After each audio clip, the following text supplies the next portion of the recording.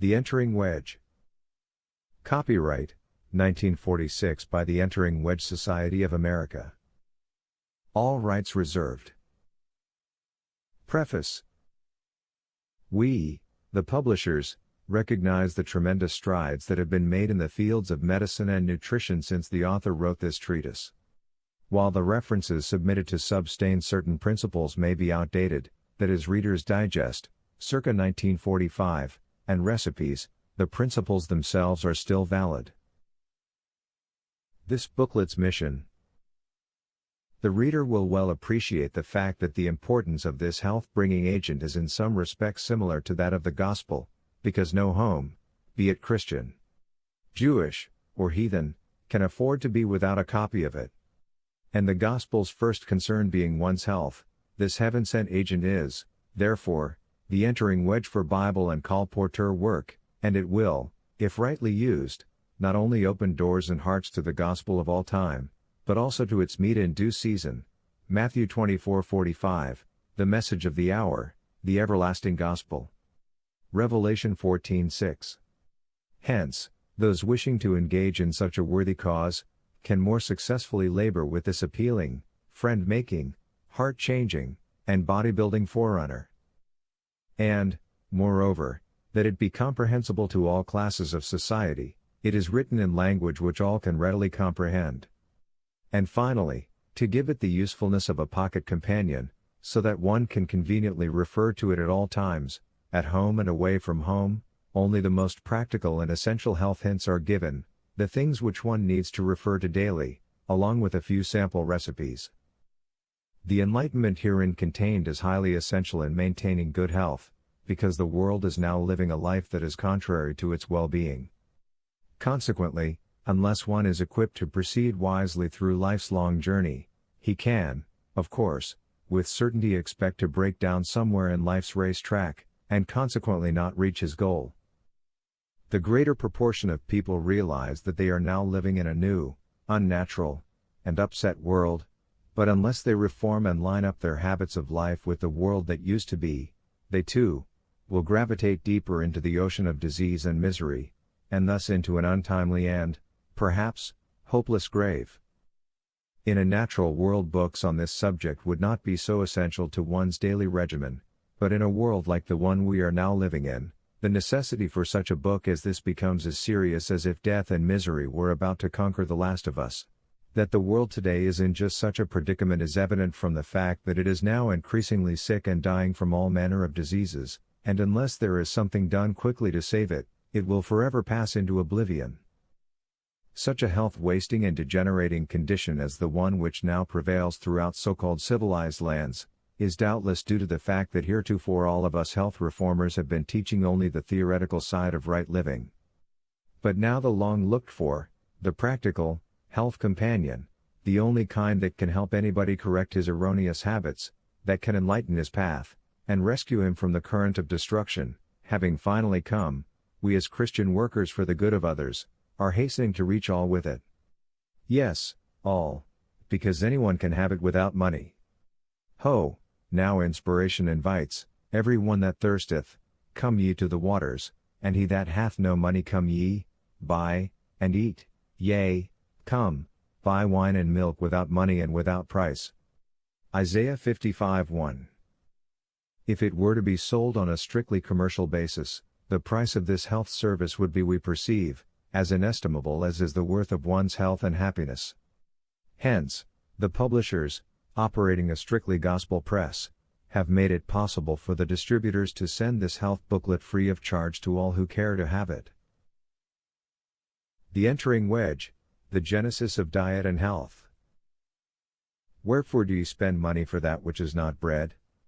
And your labor for that which satisfieth not? Hearken diligently unto me, and eat ye that which is good, and let your soul delight itself in fatness. Incline your ear, and come unto me, hear, and your soul shall live, and I will make an everlasting covenant with you, even the sure mercies of David. Isaiah 55:2-3. To appreciate the importance of this divine counsel, one must first fully realize that in the beginning God created man in his own image, male and female created he them. Yes, In God's own image were they both to live forever as He Himself lives, never to experience pain or death. To eat understandingly, that which is good, and to keep well, however, is to eat only that which the Creator sanctified for man's use. Behold, He instructed, I have given you every herb bearing seed, which is upon the face of all the earth, and every tree, in the which is the fruit of a tree yielding seed, to you it shall be for meat. Genesis 1:29.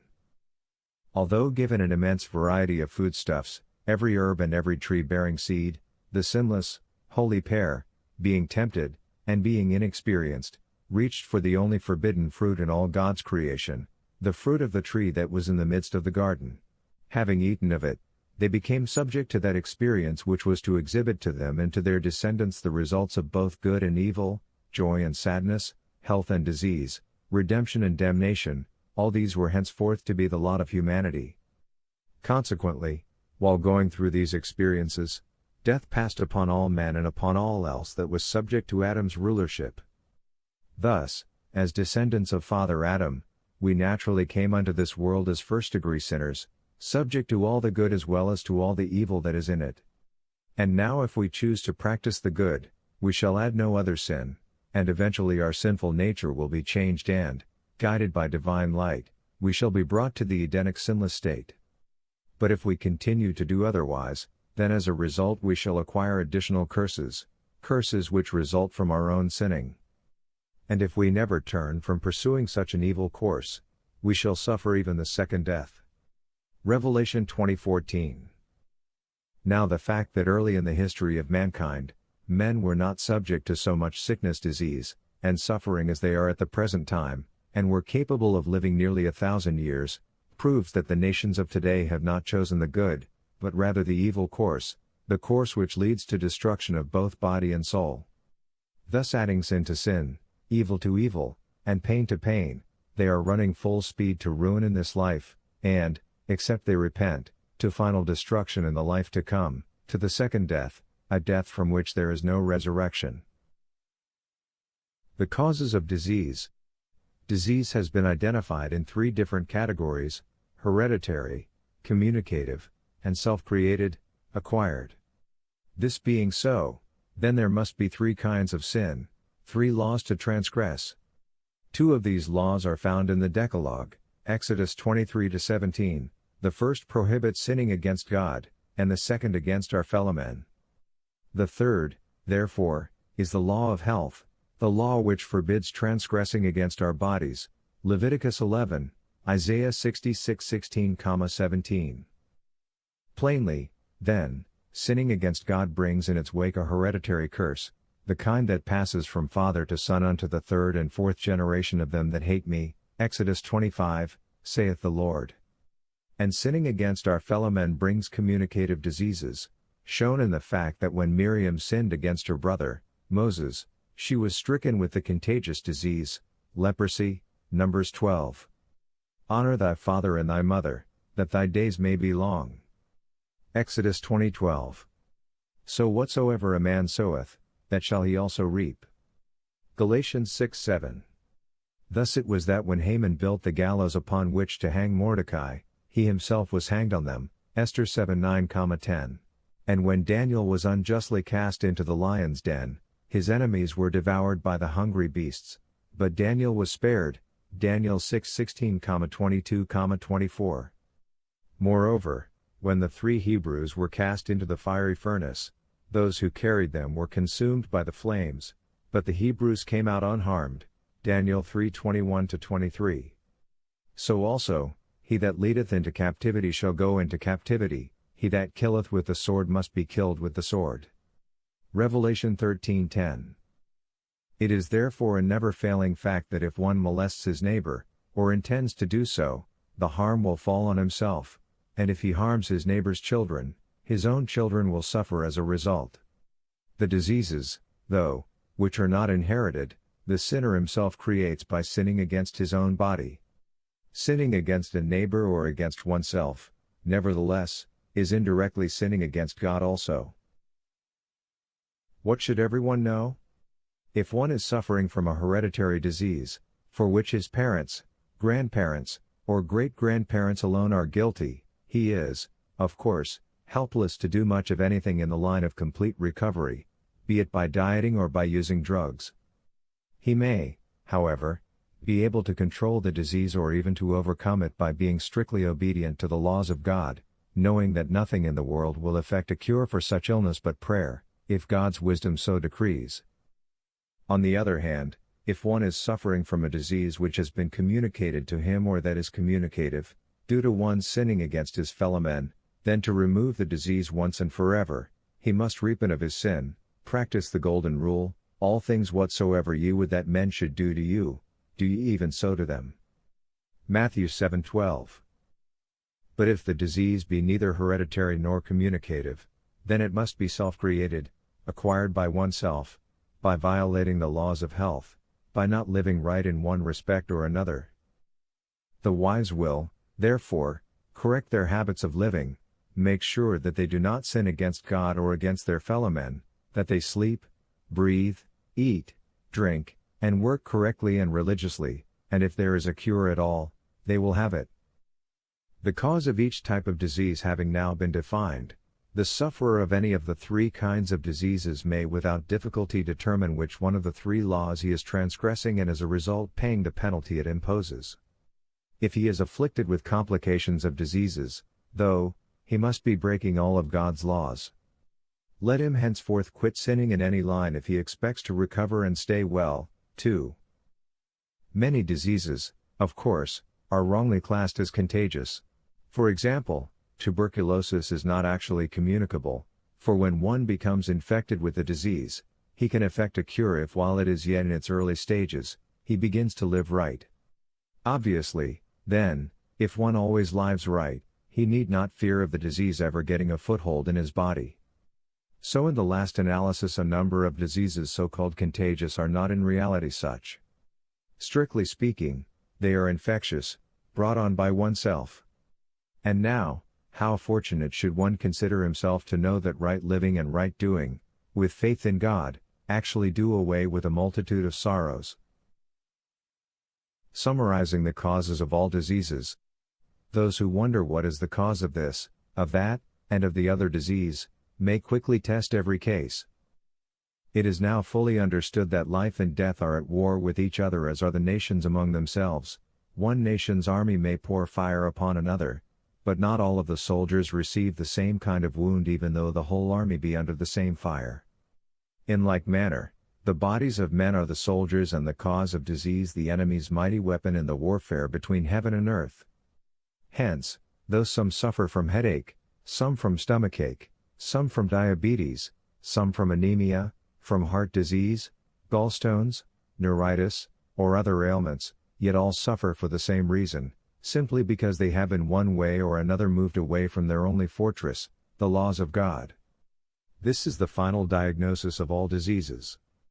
Stick close to nature, and nature will stick close to you. Lessons from the modern machine. One must realize that the human body is in some respects similar to a man-made machine.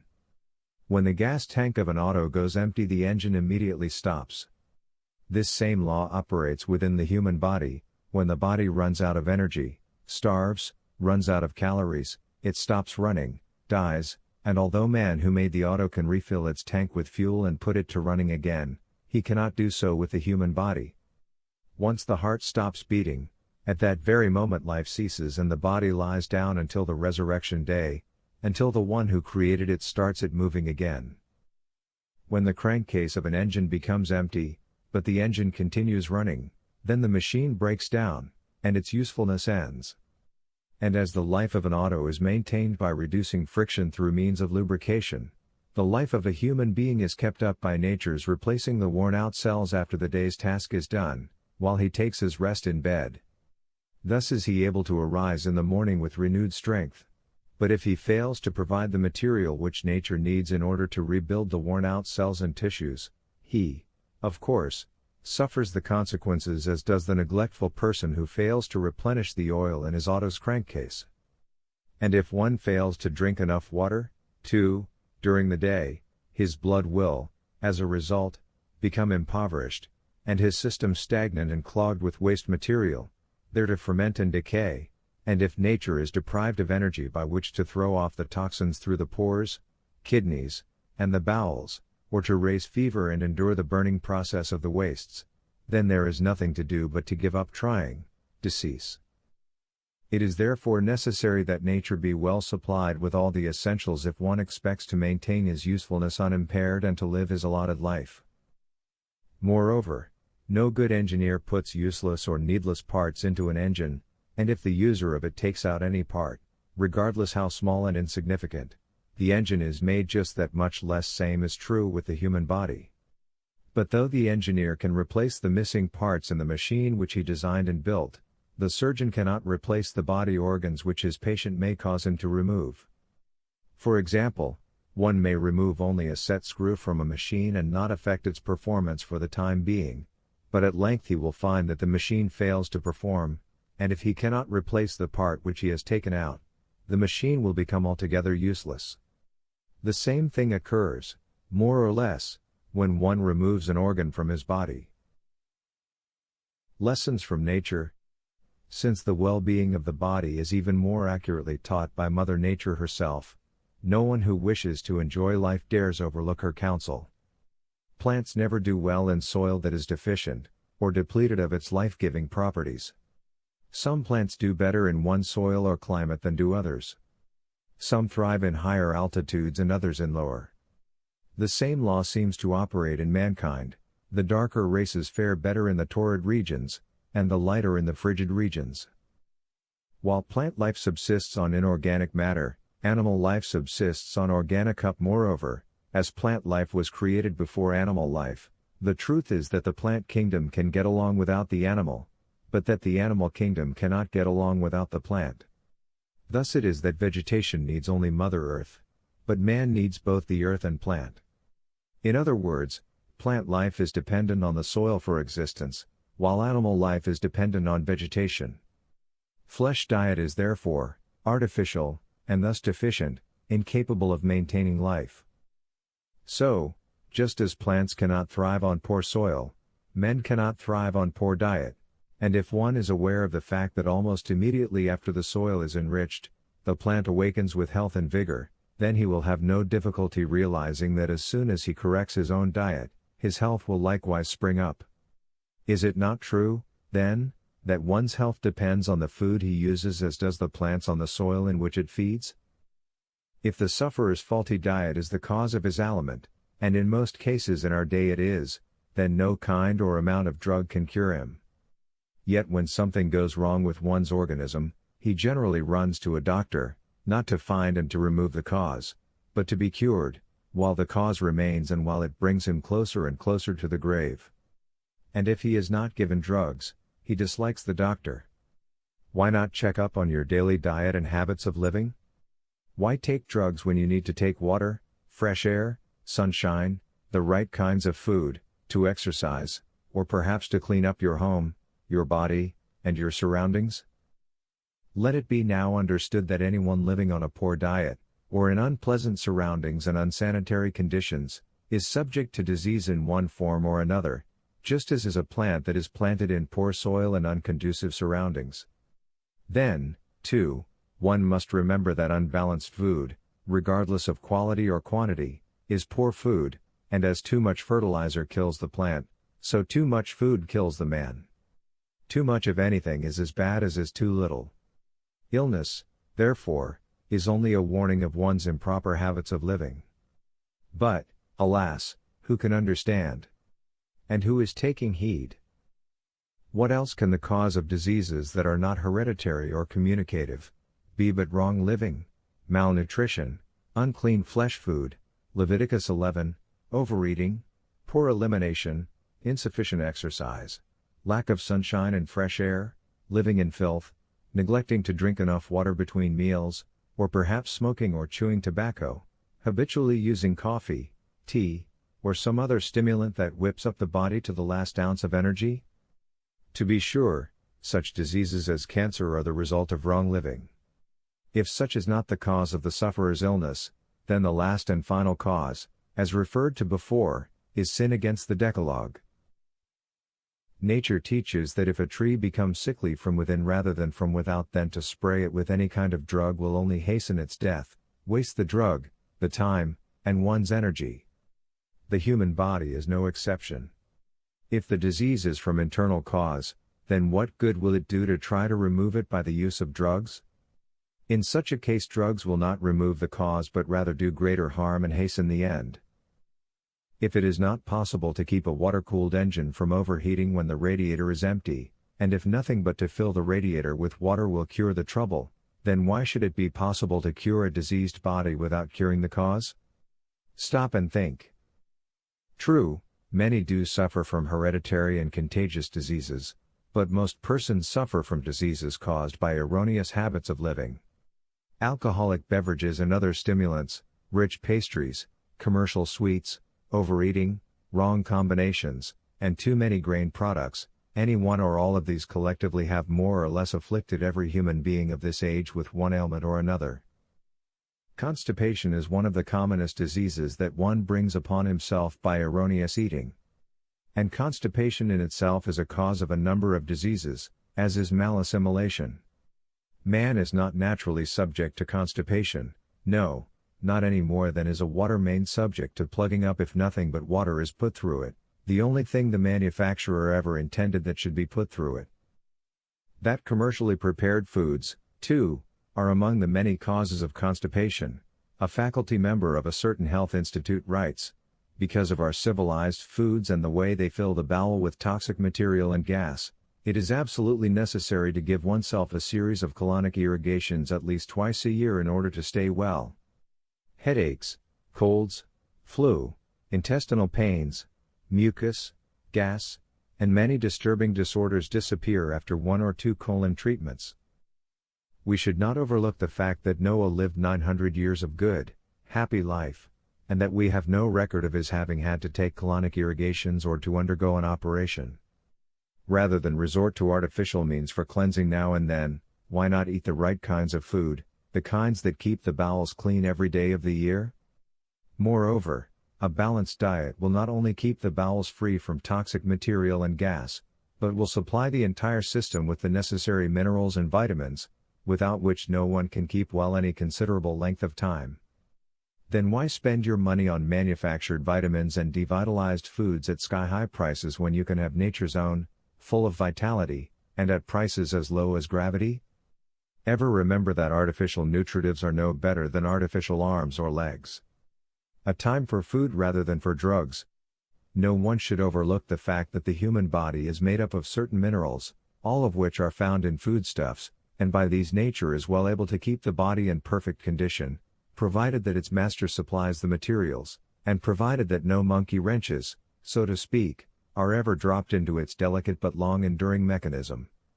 Plainly, then, if we fail by the food we eat to supply nature with the proper building materials, nature will consequently be unable to perform her work, and though the result of the deficiency may not be felt immediately, it will nevertheless be felt as life continues and the years go on. And if the transgressor fails to awake and amend his ways on time, then even the most careful observance of the laws of health will fail to repair the damage done.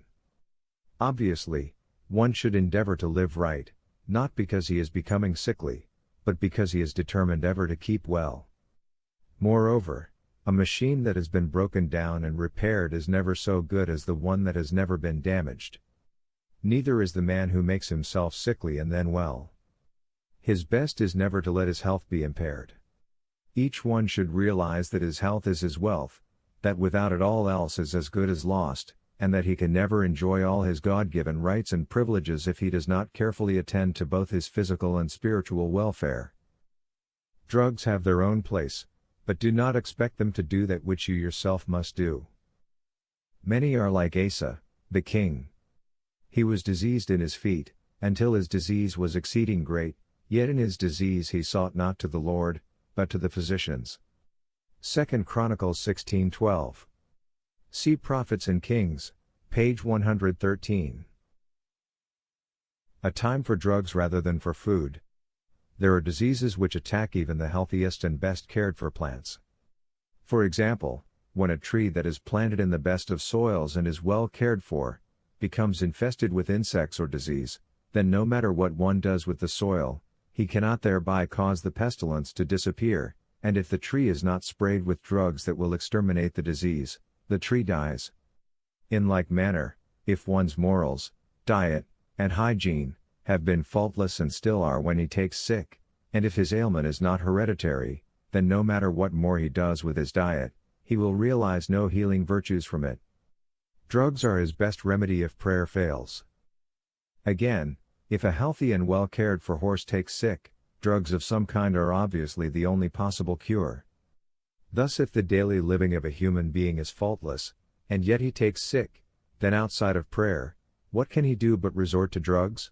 For example, is it not true that one starving for food cannot be spared by taking in water, air, or something other than food?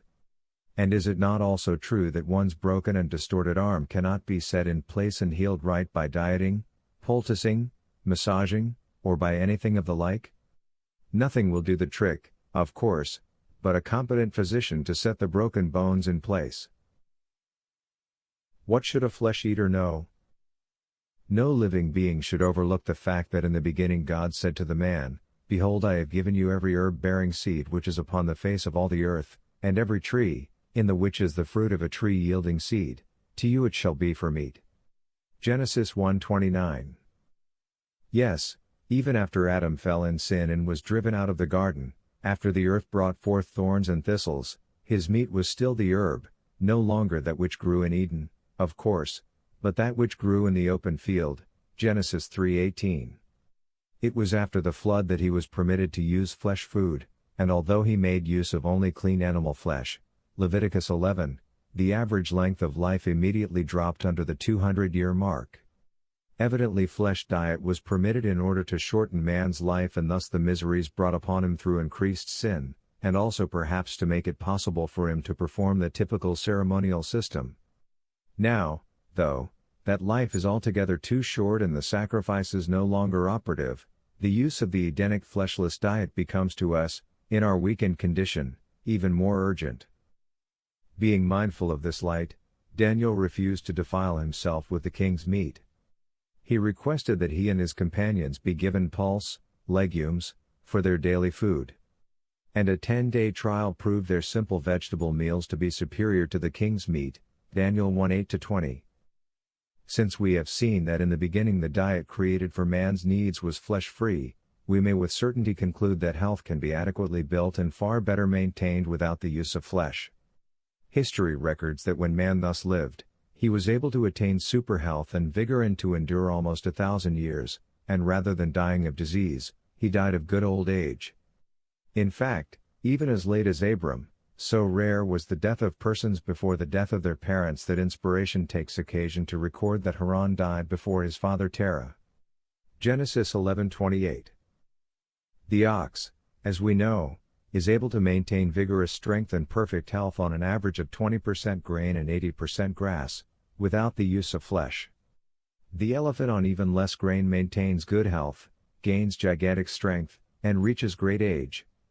On the other hand, the dog, though carnivorous, cannot maintain good health on flesh alone. Merely by instinct he knows that he has to help himself to grain and to some grass, too, while the herbivorous animal never even tastes flesh, facts which prove that a balanced vegetarian diet is complete in itself, but that flesh diet is never complete alone. The only animal that can get by fairly well on flesh, though not altogether, is the one which eats the whole hide, hair, bones, hoofs, flesh, and all.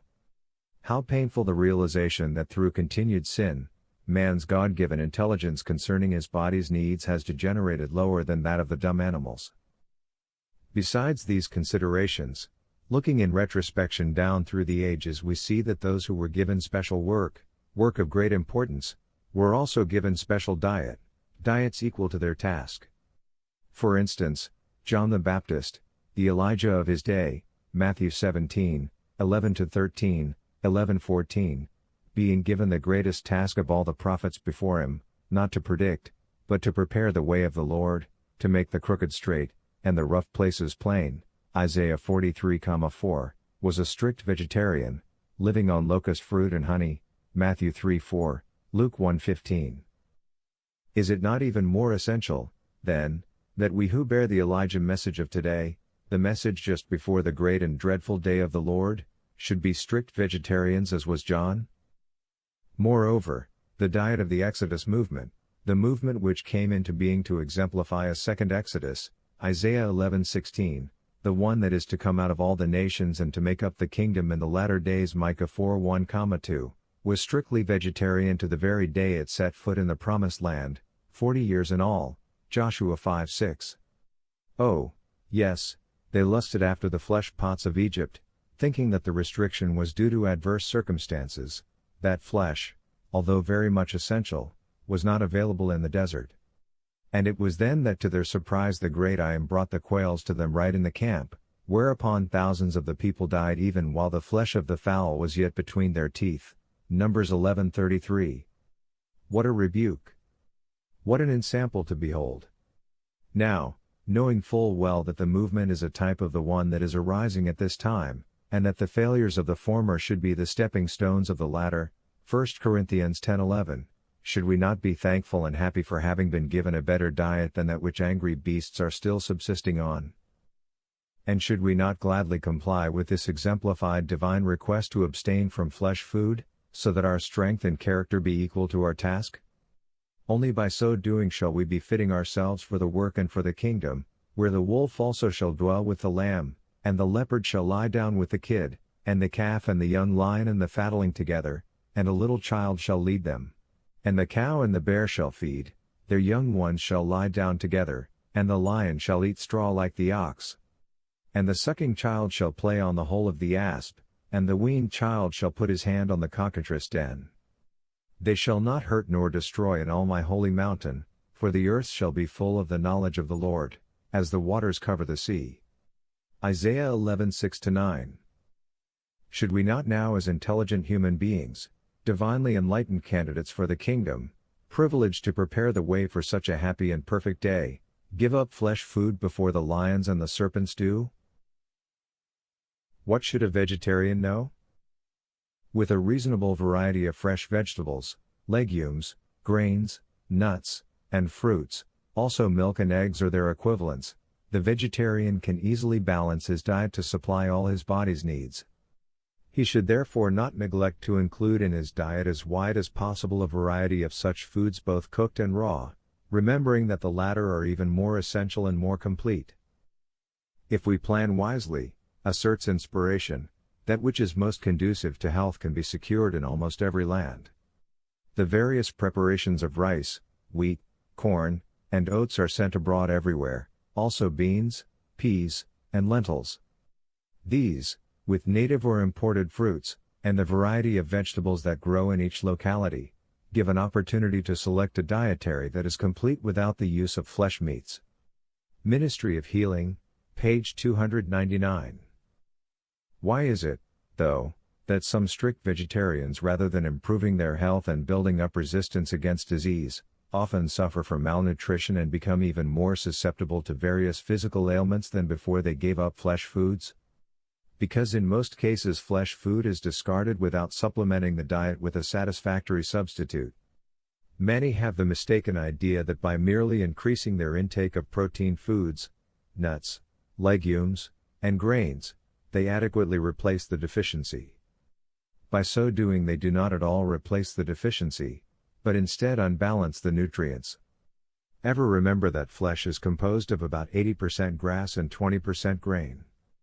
Biological experiments unmistakably demonstrate that animals cannot thrive on whole grain proteins divorced from the associated leafy plants.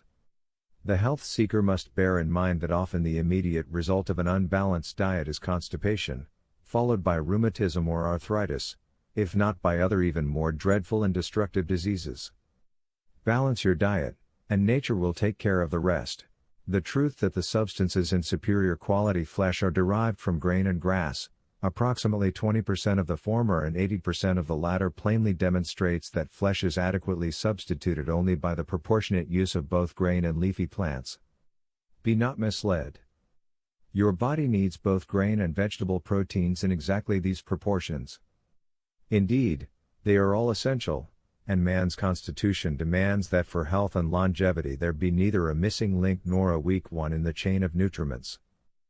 There is also another important lesson in the fact that just as the all-wise Creator did not bless any particular locality with all the riches of creation, but scattered and scientifically proportioned them throughout the earth, He has likewise carefully distributed the essential bodybuilding and upkeeping materials throughout the food kingdom, has not placed them all in one plant.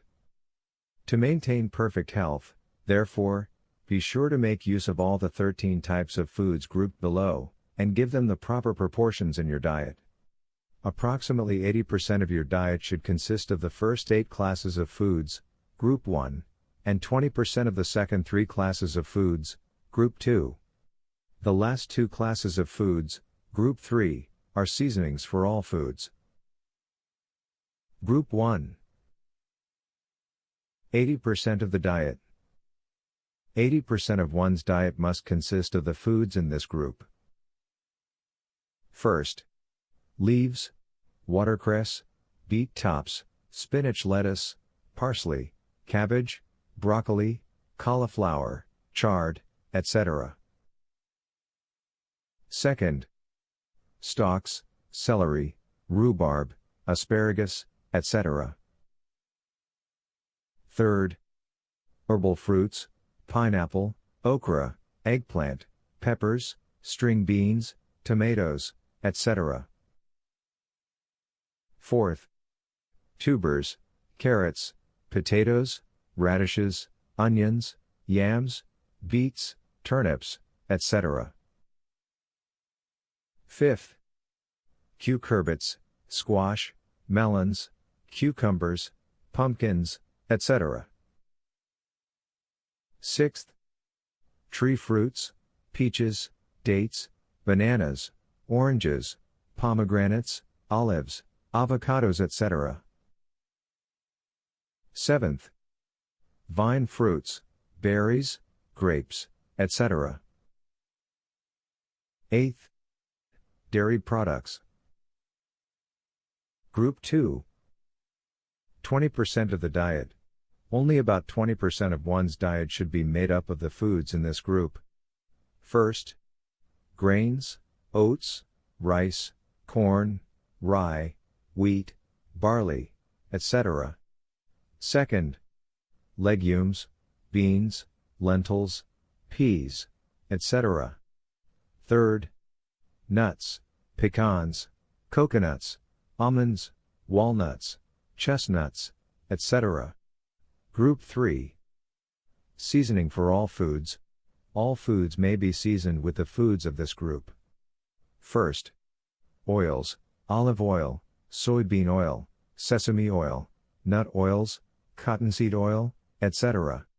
Second, sweets, honey, raw sugar, maple sugar, sorghum, etc. The summer and the winter diet. As God caused vegetation to grow in the summer and to be dormant in the winter, He consequently constituted man to thrive on fresh garden produce during the summer and on dry during the winter. The fact that no tree can survive the summer without its leaves, but that it does well without them during the winter, again points out that a human being cannot fare well if he neglects to make his diet of fresh garden produce when in season, but that he can fare splendidly on dry, winter, foodstuffs when the fresh are out of season.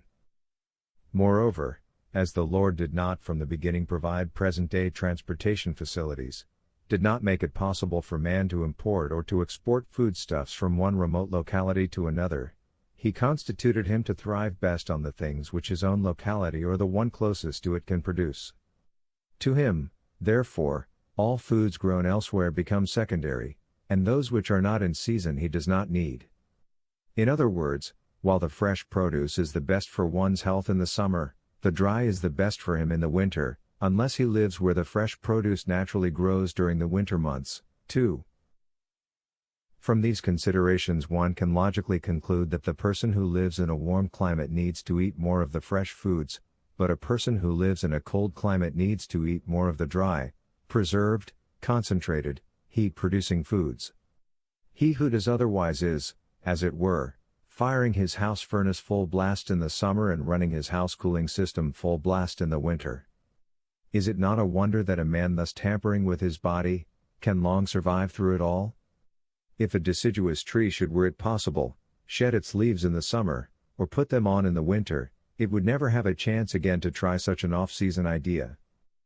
In pre-engine transportation times only a ruler could obtain out-of-season foodstuffs, strawberries, cherries, etc., when the snow flurries covered the trees and the icicles spanned from the roof to the ground. Having this in mind, inspiration warned, when thou sittest to eat with the ruler, consider diligently what is before thee, and put a knife to thy throat, if thou be a man given to appetite. Be not desirous of his dainties, for they are deceitful meat. Proverbs 23 1-3. In Solomon's time only a ruler could have used the numerous dainties made from white flour, refined sugar, and other commercial foods, but modern machinery now brings the ruler's meat to everybody's table, and consequently the modernized world is feeding on deceitful meat, meat that does not supply the body's needs, that does as much good to men as a fisherman's bait on a hook and line does to a fish that goes after it. Fruit is a summer food, designed to keep the body cool. And moreover, it is more of a dessert than a meal. Canning of foodstuffs has become another health-destroying device, because the majority of people try to subsist on canned goods the year around. If you wish a prosperous and happy life, then break away from artificial, lawless life and thus from the world's ills. Food combinations. There are a number of theories as to the combinations of foods, but since one contradicts another, they cannot all be correct, and, therefore, rather than convincing, they are creating doubts as to whether there is anything to be worried about after all. People, though, lived and kept well all through the centuries without giving even a thought to food combinations. Why? Stop and think. Only since the years of modern transportation and commercial preparations of foods has this matter urged itself upon the public at large. This being so, the trouble is obvious. Modern transportation facilities, as previously pointed out, have flooded the markets with imported foodstuffs from all parts of the world, making it possible for anyone to purchase out-of-season foodstuffs and, in many instances, of the kinds that the consumer's locality does not even grow. Naturally, then, these foreign, off-season products cannot combine well with the local seasonal ones. Herein mainly lies the trouble with food combinations. Again, consider what results you will obtain if you have both the heating system and the cooling system in your home going at the same time. And, moreover, food that is adaptable to the consumer's body needs in one climate may not be in another.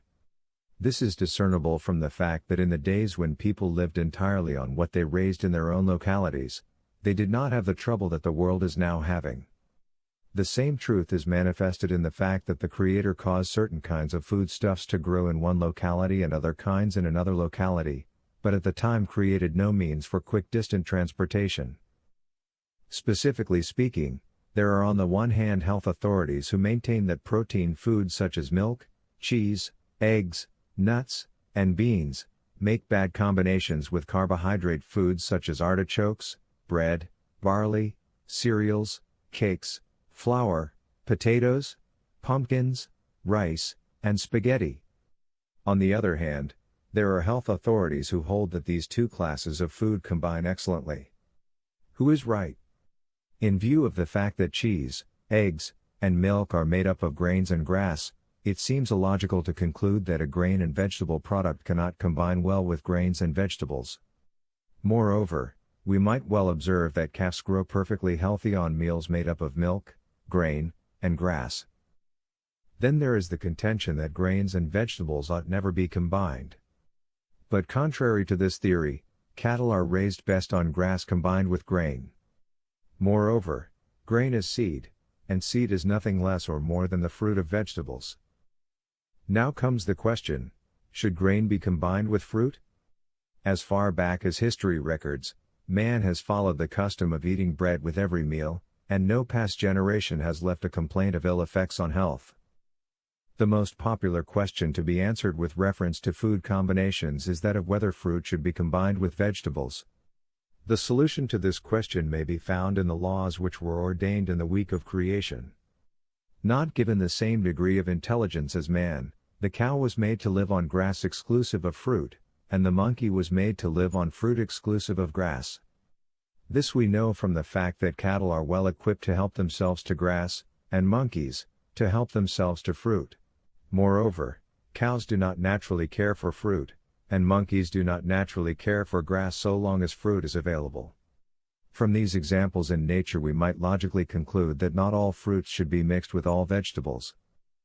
When one considers that milk is made up of both grain and grass properties, and that although grain combines with fruit, grass does not, therefore the combination of milk and fruit, generally speaking, is somewhat questionable. Raw food.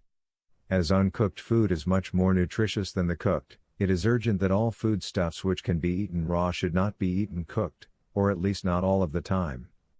Many articles of food are cooked only because of custom. Spinach, asparagus, okra, young green peas, turnips and carrots, to mention just a few examples, though as a rule cooked, are even more delicious when eaten raw. Persons who are not accustomed to using raw foods should start on small amounts, then gradually increase them.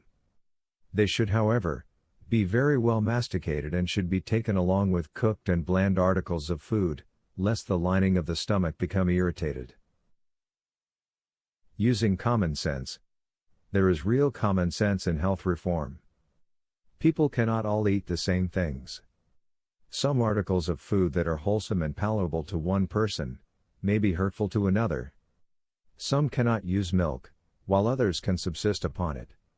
For some, dried beans and peas are wholesome, while others cannot digest them.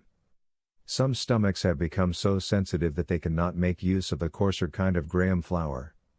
So it is impossible to make an unvarying rule by which to regulate everyone's dietetic habits. Counsels on Health, pages 154,155.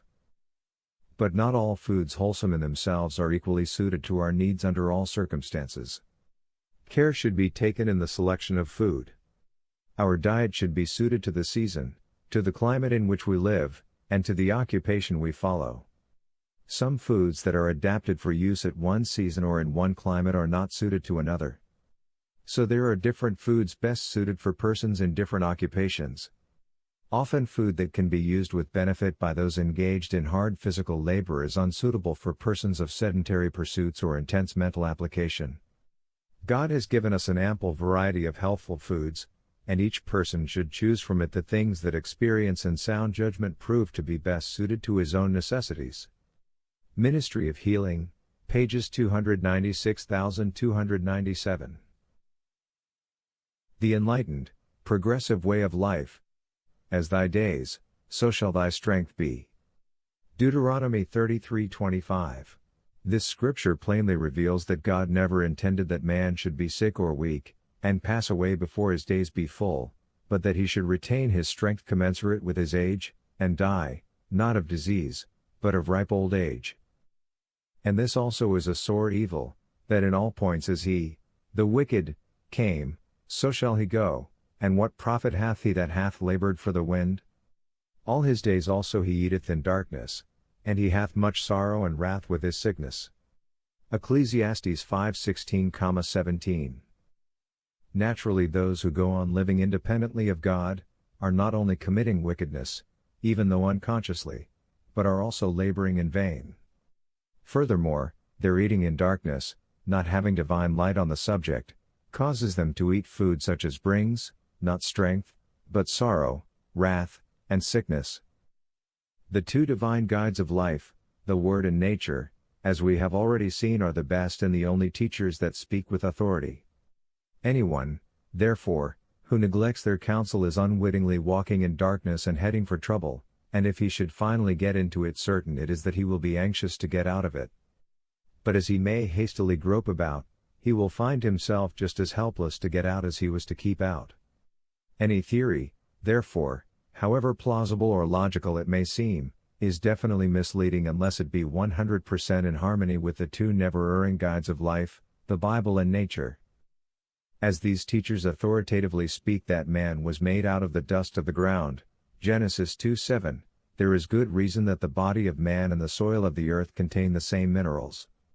Naturally, then, It is because flesh cannot adequately perpetuate itself on flesh that the plant is the agency which picks up the minerals from the soil and prepares them for human and animal consumption.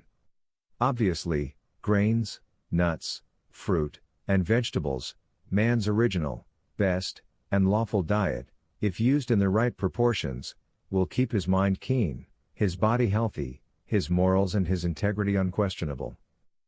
There are a number of books on the market, some advocating one thing and some another, but Nature and the Book of God both positively recommend these health-maintaining and character-building principles, and though fanatics may add to or subtract from, they are helpless to control the results.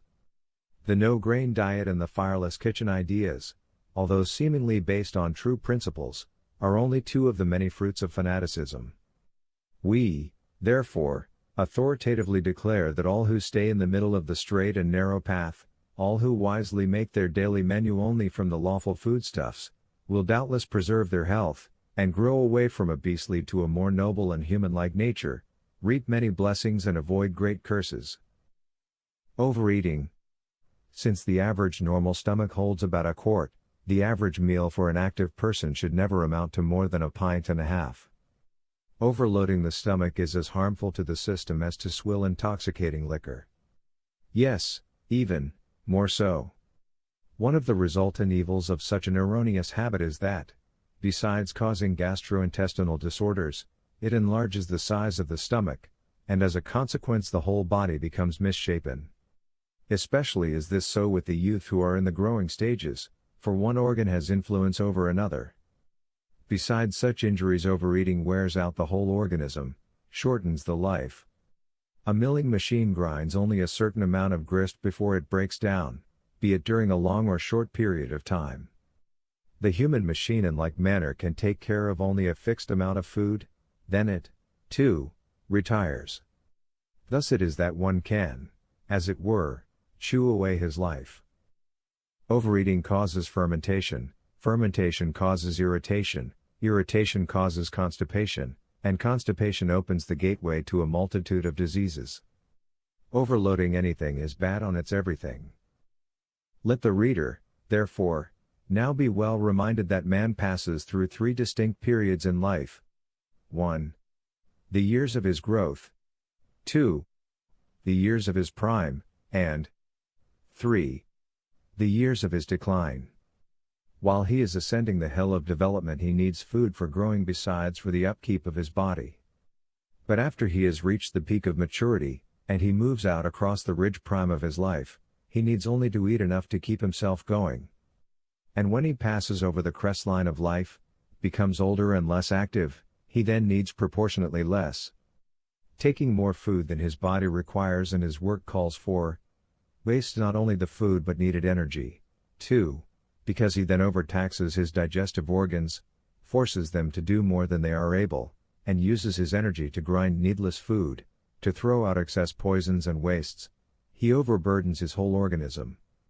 And if this injudicious practice be continued on and on, also eating at any and all times, eating for fun rather than for health and strength, as men are in this age habitually doing, eventually the organs of the body will become unable to carry out such an unreasonable demand. Consequently, those who eat in such darkness, must pass through a period of misery, and end their lives long before their work is finished, before their usefulness is used up. Blessed art thou, O land, when thy king is the son of nobles, and thy princes eat in due season, for strength, and not for drunkenness. Ecclesiastes 10:17. The righteous eateth to the satisfying of his soul, but the belly of the wicked shall want. Proverbs 13:25. Christians should eat to live, not live to eat. Eating between meals. Suppose you leave a little food in your breakfast dish, then at lunch add more to it, but again not use up the whole, and repeat this again and again, day after day. Can you imagine how the plate and the food will look and smell in a few days? Yet a person who eats between meals, eats before the previously taken food leaves the stomach, is unconsciously creating a condition that is just as bad. If given no chance to empty from one meal to the next, the stomach is bound to ferment and to produce gas and toxins, so that what little energy is realized from the food, the system must use to throw out the poisons. Rather than take food between meals, flush your stomach with pure fresh water, promote a good healthy appetite for the next meal.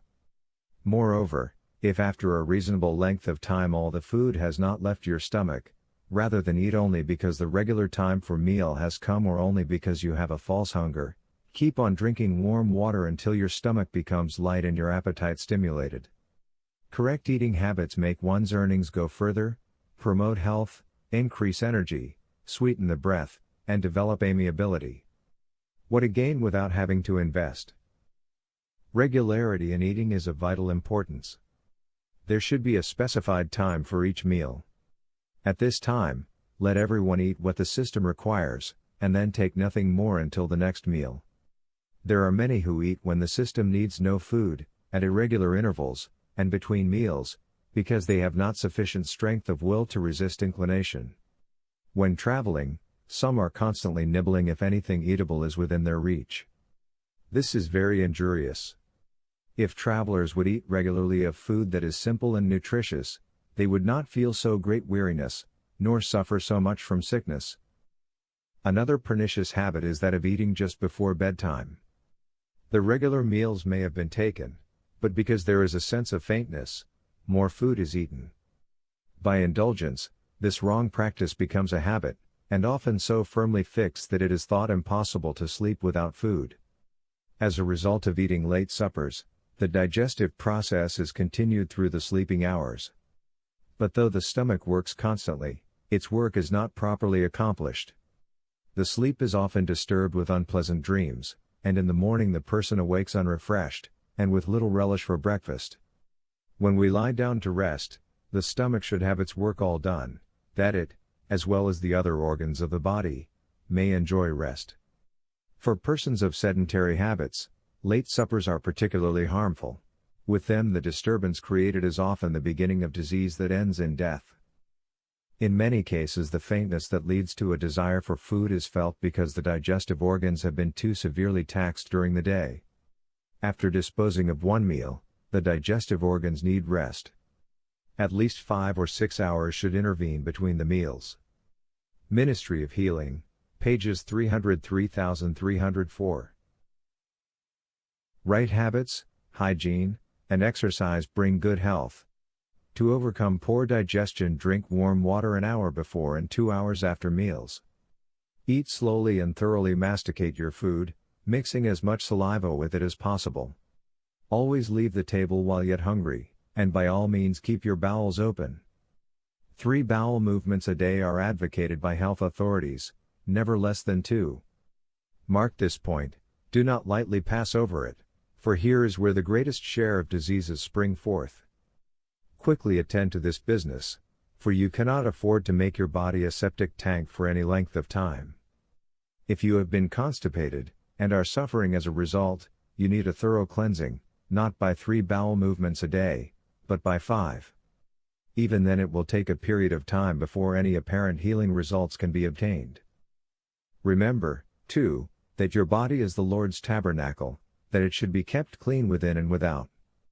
Clean clothes and 2 hot baths a week, with cold water finish, also a quick cold shower or sponge bath daily, are essential, a splendid tonic to keep out colds, and to help you keep up with the day's task. Keep your house immaculately clean, within and without, especially the floors, furniture, and dark corners, and remember that uncovered and unclean cabinets and toilets kill the oxygen. Have the home attractive and orderly, everything in its place. Ever remember that cleanliness is next to godliness, and that heaven like law and order save energy, means, and time. And do not forget that even more essential to health are fresh water, sunshine, pure fresh air and outdoor exercise. A home garden provides all these, and besides supplying the table with fresh life-giving food, it saves cash, too. Yes, home garden work can even keep the children out of mischief and at the same time help them to develop strong physiques, noble characters, and usefulness, to learn to be industrious.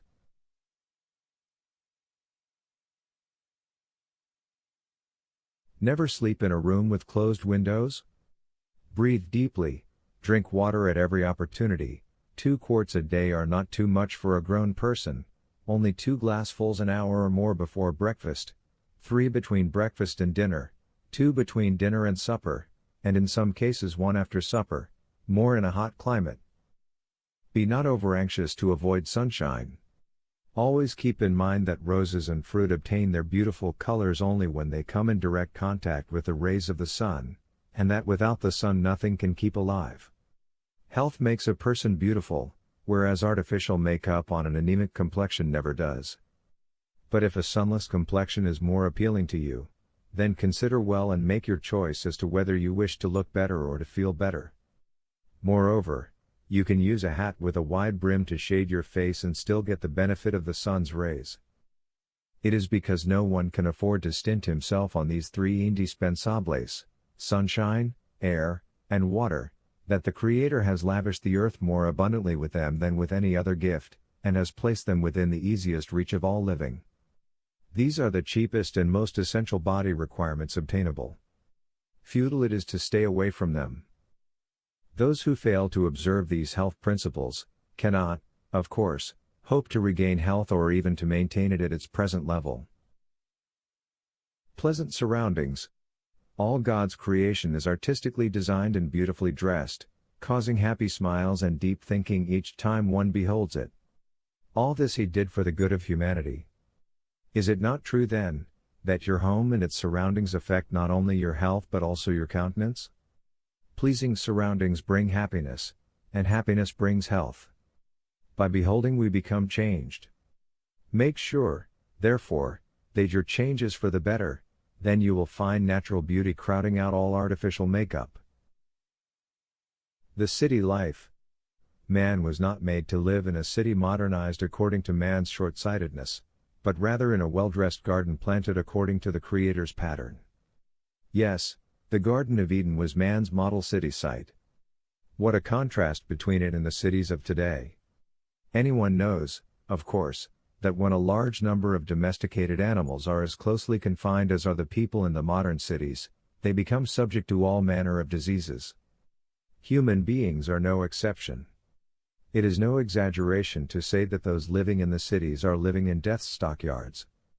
Hence, if you must live in a city home, then rather than remain in a crowded district, let your dwelling be as far out and as much like the Eden home as possible.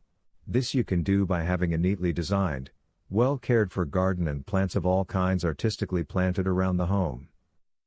Always remember that city life is artificial and not in God's plan for His children today any more than it was for them in the days of Lot, that curse and destruction devoured all the ancient cities, and that they were finally buried deep under the ground, that the city evils today surpass the evils of all times, and that doom is as certain today as it was yesterday, that if you cannot now move out of the city, and if you wish to escape its doom and be found worthy to share the future blessings with the faithful, you have a task to perform. You must sooner or later, at a moment's notice, run away from it with your back against it.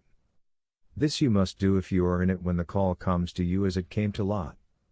Yes, he came out, but with what a loss! You cannot afford to take a chance on faring no better than he did.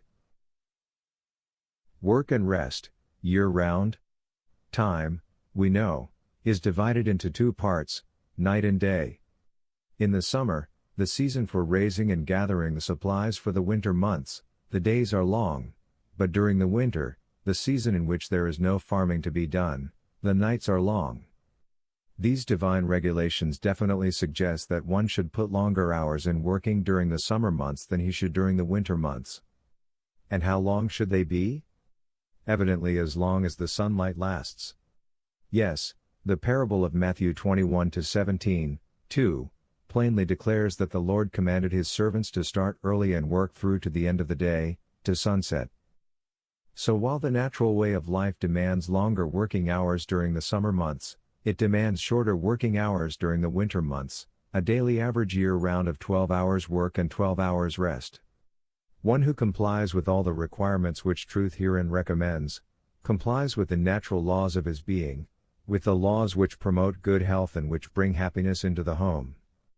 But if he disregards these laws, he cannot, of course, expect to receive more than his investment permits.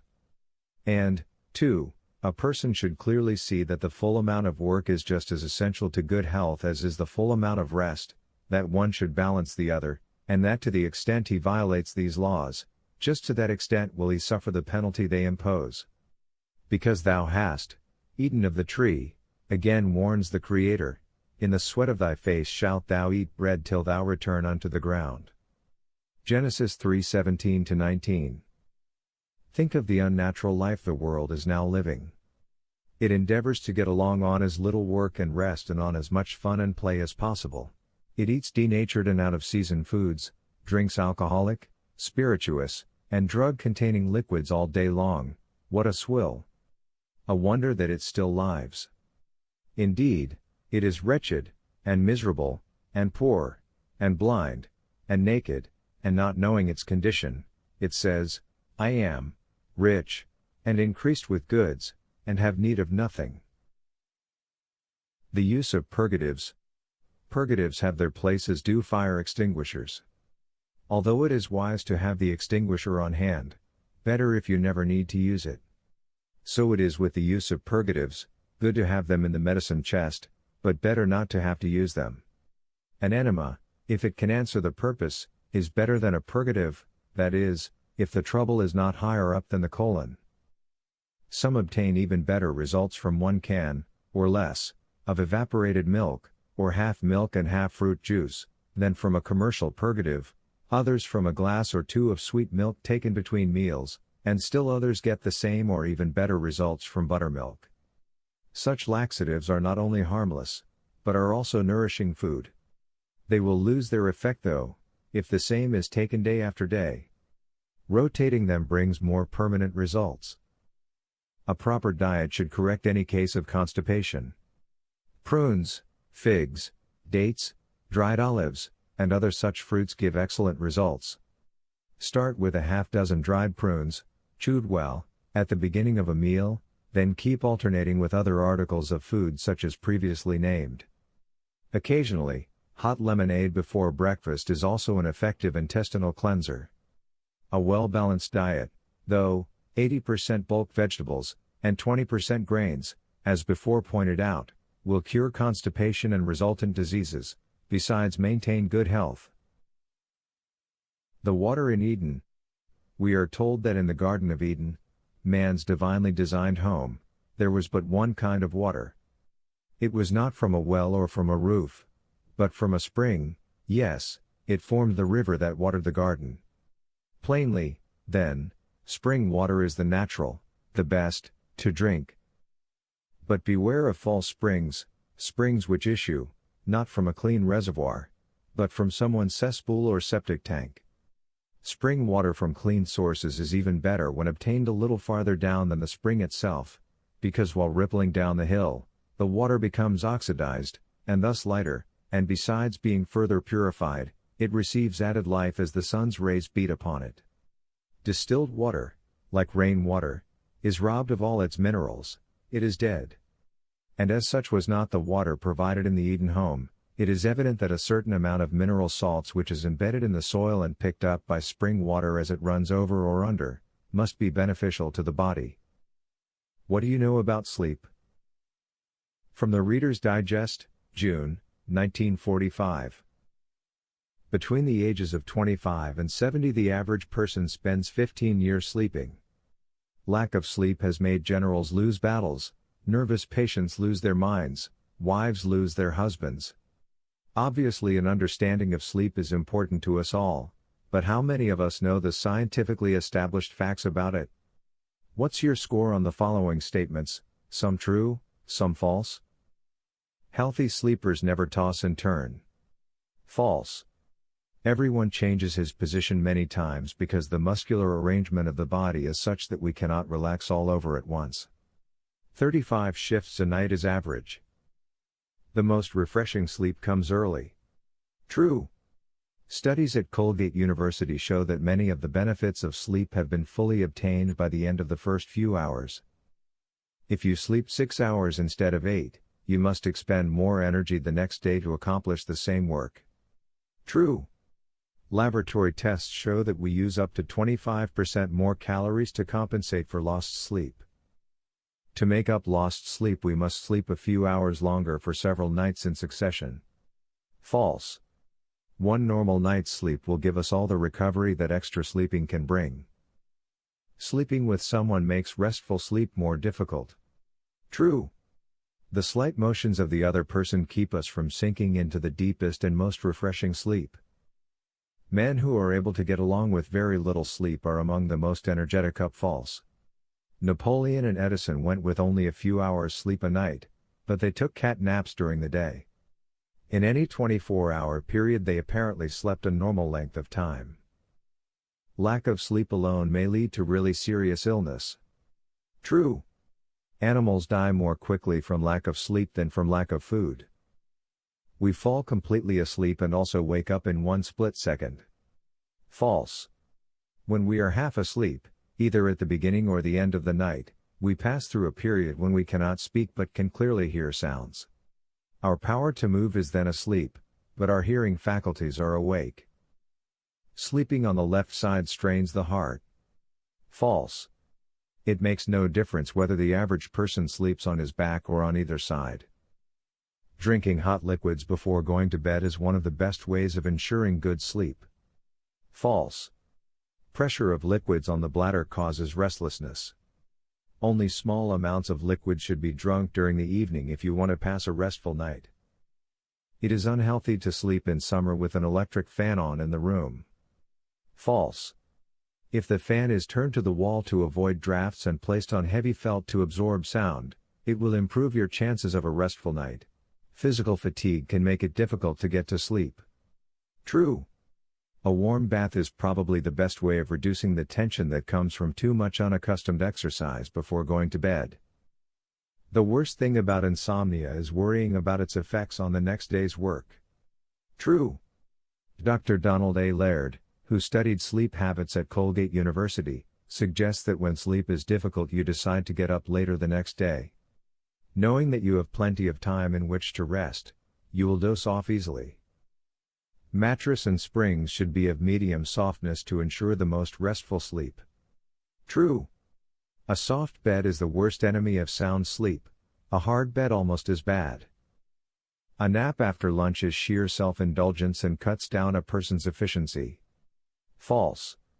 Studies at Stevens College, Missouri, show that when students slept for an hour after lunch their scholastic records were higher than when they used the time for studying.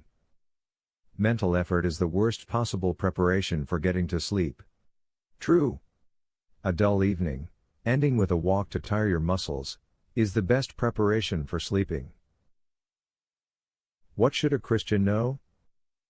So far these divinely revealed health principles speak loudly that a large majority of Christians who ever pray for health but never do a thing to correct their erroneous habits, are only wasting their breath. Now, though, has come the opportune moment, the blessed moment, for each to realize that it is an irony to try to convince the Lord that the sinner's body should be made whole, but his laws of health ignored or put aside. All Christians should now awake to the realization that praying for health is not their only duty, that they're doing nothing more than praying, and nothing more than listening to a preacher, is not only making their bodies sick, but also keeping their minds inactive and their souls in darkness of advancing truth. Anyone placing on the doctor's shoulders the whole burden of his health, and on the minister's shoulders the whole burden of his spiritual well-being, gains neither health nor truth. Each must bear his own yoke in order to be fair to himself. As to the next means by which church members as a body may regain both their physical and spiritual health, the Lord asks the question and then answers it himself. Is it not to deal thy bread to the hungry, and that thou bring the poor that are cast out to thy house? When thou seest the naked that thou cover him, and that thou hide not thyself from thine own flesh? Then shall thy light break forth as the morning, and thine health shall spring forth speedily, and thy righteousness shall go before thee, the glory of the Lord shall be thy reward. Then shalt thou call, and the Lord shall answer, thou shalt cry, and he shall say, Here I am. If thou take away from the midst of thee the yoke, the putting forth of the finger and speaking vanity, and if thou draw out thy soul to the hungry, and satisfy the afflicted soul, then shall thy light rise in obscurity, and thy darkness be as the noonday, and the Lord shall guide thee continually, and satisfy thy soul in drought, and make fat thy bones, and thou shalt be like a watered garden, and like a spring of water, whose waters fail not. Isaiah 58 7-11. This greatly needed project of caring for the poor and sick, called forth by the one who is interested in us all, can, we believe, now be managed as it was in the days of the prophets, by a faithful second tithe paid by a people who realize that it is better to give than to receive, better, indeed, to help others than to have others help them, that he who gives is happier than he who receives. Figuratively speaking, each Christian should determine to be a water pipe, a pipe which ever gives and yet never goes empty, instead of a sewer pipe which ever receives and never gets filled. Sickness and death among God's faithful people will not, however, entirely disappear before time and knowledge of truth bring the fulfillment of Isaiah, chapters 33 and 35. Look upon Zion, the city of our solemnities. Shine eyes shall see Jerusalem a quiet habitation, a tabernacle that shall not be taken down, not one of the stakes thereof shall ever be removed, neither shall any of the cords thereof be broken. But there the glorious Lord will be unto us a place of broad rivers and streams, wherein shall go no galley with oars, neither shall gallant ship pass thereby. For the Lord is our judge, the Lord is our lawgiver, the Lord is our king, he will save us. Thy tacklings are loosed, they could not well strengthen their mast, they could not spread the sail, then is the prey of a great spoil divided, the lame take the prey.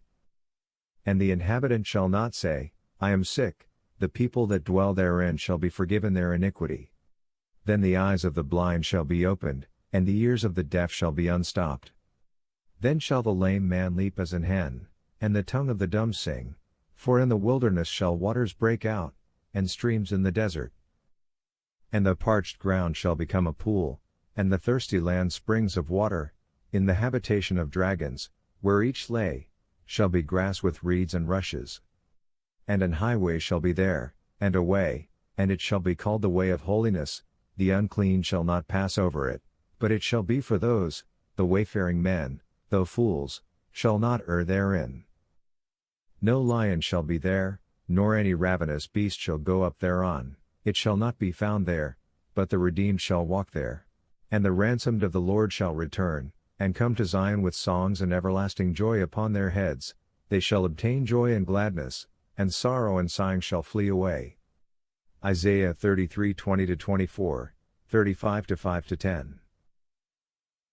Faith essential to good health. The final touch of a perfect life, though, is faith. Faith that you have proved and found your ways to be God's ways, that what you are doing is doubtless the divine best there is, that it is the very thing that will help you most, that it is already helping you, and that it will never fail you. Faith that the one who controls all things, small and great, is at the helm of the ship you are riding in, and that he is well able to land you on the shores of health, happiness, and peace, yes, even on the everlasting shores of glory land. Of this you are sure because you are doing all to know the truth and to comply with its requirements, even though against your natural desires, and your personal will. Remember that faith removes great mountains, while unbelief brings great dooms. As thou hast believed, so be it done unto thee. Believe that ye receive them, and ye shall have them. Matthew 8:13, Mark 11:24. Never talk doubts, never habitually complain or talk of your illness. Let your conversation be building up, never tearing down. The laboratory test and the dietitian's opinion. The following tests and opinions are adapted and paraphrased from these sources: The Modern Home Physician, by Pacific Press Publishing Association, Chicago School of Nursing, Clinical Dietetics, by Risley and Walton, Chemistry of Food and Nutrition, by Sherman, Intelligent Selection of Foods, by Original H.F. Store, New York City, New York, Our Babies, by Dr. Herman N. Bundeson. Water and its function. The human body is made up of about 67% water constituent. An individual can live for weeks without food, but he cannot live without water longer than from 3 to 5 days. Water is the vehicle by which all the body processes are carried forward. The average person needs about 6 glasses of water a day. Most persons drink too little, and at improper times. Do not drink at meals or try to wash down your food. Water makes up the greater part of the cells, carries food to the tissues, and removes waste. It is the chief constituent of the digestive juices, and regulates body temperature. Water suitable for human consumption should be clear, of an agreeable taste, and not too hard. It should be free from poisonous minerals, organic matter, and bacteria. Hard water has a greater amount of dissolved minerals than soft water. The hardest water comes from deep wells. Water is easily contaminated, and is one of the commonest transmitters of typhoid fever and cholera. If there is any doubt as to its purity, it should be subjected to purification. The simplest and most reliable process of purification in the home is boiling. The so-called filters attached to water faucets only give a false security. A large sand filter removes all harmful bacteria. The function of food. Proteins furnish material for building, growth, and repairs. The fats and carbohydrates provide heat and energy.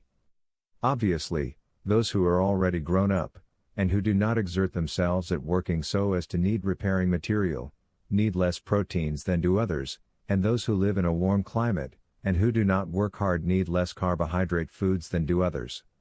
When the latter are insufficient, then protein is utilized for energy, but when in excess, then they are stored in the body in the form of fat, a source of emergency energy. The calories. 1 gram fat yields 9.3 calories. 1 gram protein yields 4.1 calories. 1 gram carbohydrates yields 4.1 calories. The requirements of calories vary with age, kind of work, and sex. According to Forchheimer, the total energy requirement for a man weighing 154 pounds, without any voluntary movement, is from 1450 to 1820 calories. Patients confined to bed, though, are never at absolute rest, except during sleep, and therefore the energy value of their food should not fall below this minimum, except it be under special conditions and for brief periods. The approximate daily calories required for man under varying conditions are as follows. Doing very hard muscular work, 5,500 calories. Moderate muscular work, 3,400 calories. Light to moderate muscular work, 3,050 calories. Light muscular work, sedentary, 2,700 calories. Without muscular work, 2,450 calories. The person who is overweight needs to cut down on weight-producing foods and keep strictly within the limits of his minimum caloric requirements. The person who is underweight needs a well-balanced diet, with full caloric requirements. The average man at work requires approximately 3,000 calories daily. There is, however, a great divergence of opinion among dietitians as to the relative amounts of the proteins, carbohydrates, and fats required for a well-balanced diet. Perhaps the individual himself will have to determine by experience. The minerals. The mineral salts are 1. Calcium. 2. Magnesium. 3. Potassium. 4. Sodium. 5. Phosphate. 6. Sulfate. 7. Carbonate. 8. Chloride. 9. Iron. 10. Iodine. Manufactured foods are partially robbed of these essential minerals. This is clearly seen when white flour is compared with the whole wheat, and polished rice with the brown rice. Percent of ash. White flour 0.50. Entire wheat 1.75. Polished rice 0.40. Unpolished rice 1.00.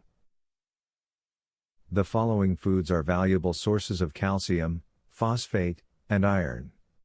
Almonds, milk whole, barley, beans, dried, bread, entire, wheat, cauliflower, dates, egg, yolk, figs, dried, lentils, dried, oatmeal, dry, olives, peanuts, peas, dried, raisins, turnip tops, walnuts, wheat bran.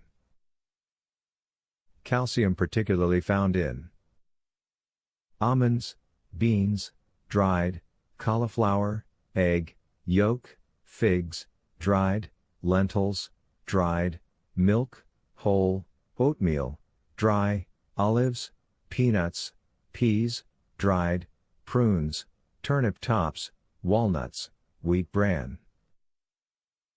Phosphate particularly found in almonds, barley, dried beans, egg, yolk, peas, dried, walnuts, entire wheat, lentils, dried, oatmeal, peanuts, raisins, wheat bran. Iron particularly found in beans, dried, bran, wheat, egg yolk, green vegetables, wheat. Other minerals have their chief food sources as follows: sodium, bread, fruits, potassium, nuts, table salts, milk, molasses, magnesium, beans, beets, cereals, pineapple, potatoes, vegetables, sulfur, gluten, soybeans. We may expect that in health and on an ordinary diet the sulfur requirement will usually be covered when the protein supply is adequate. As a rule, appreciable amounts of iodine are contained in bananas, beets, green peas, lettuce, melons, radishes, tomatoes, turnips. Where iodine is lacking in the soil, it is also lacking in the water. In such regions, goiter is more prevalent than elsewhere. Oxygen and its function. A man can live for weeks without food, for days without water, but only a few minutes without oxygen. Oxygen makes possible the utilization of food. It is an odorless, tasteless, colorless gas, slightly heavier than air. In chemical combination with hemoglobin, oxygen is carried in the bloodstream. Oxygen oxidizes the elements, yielding heat and energy. Thus anemia lowers the energy. It is just as important to have an abundant supply of pure oxygen as it is to have an abundant supply of food elements. Carbohydrates. The carbohydrate foods are non-nitrogenous foods. The carbohydrates contain carbon, hydrogen, and oxygen. Their energy is used by the body either in the form of work or heat.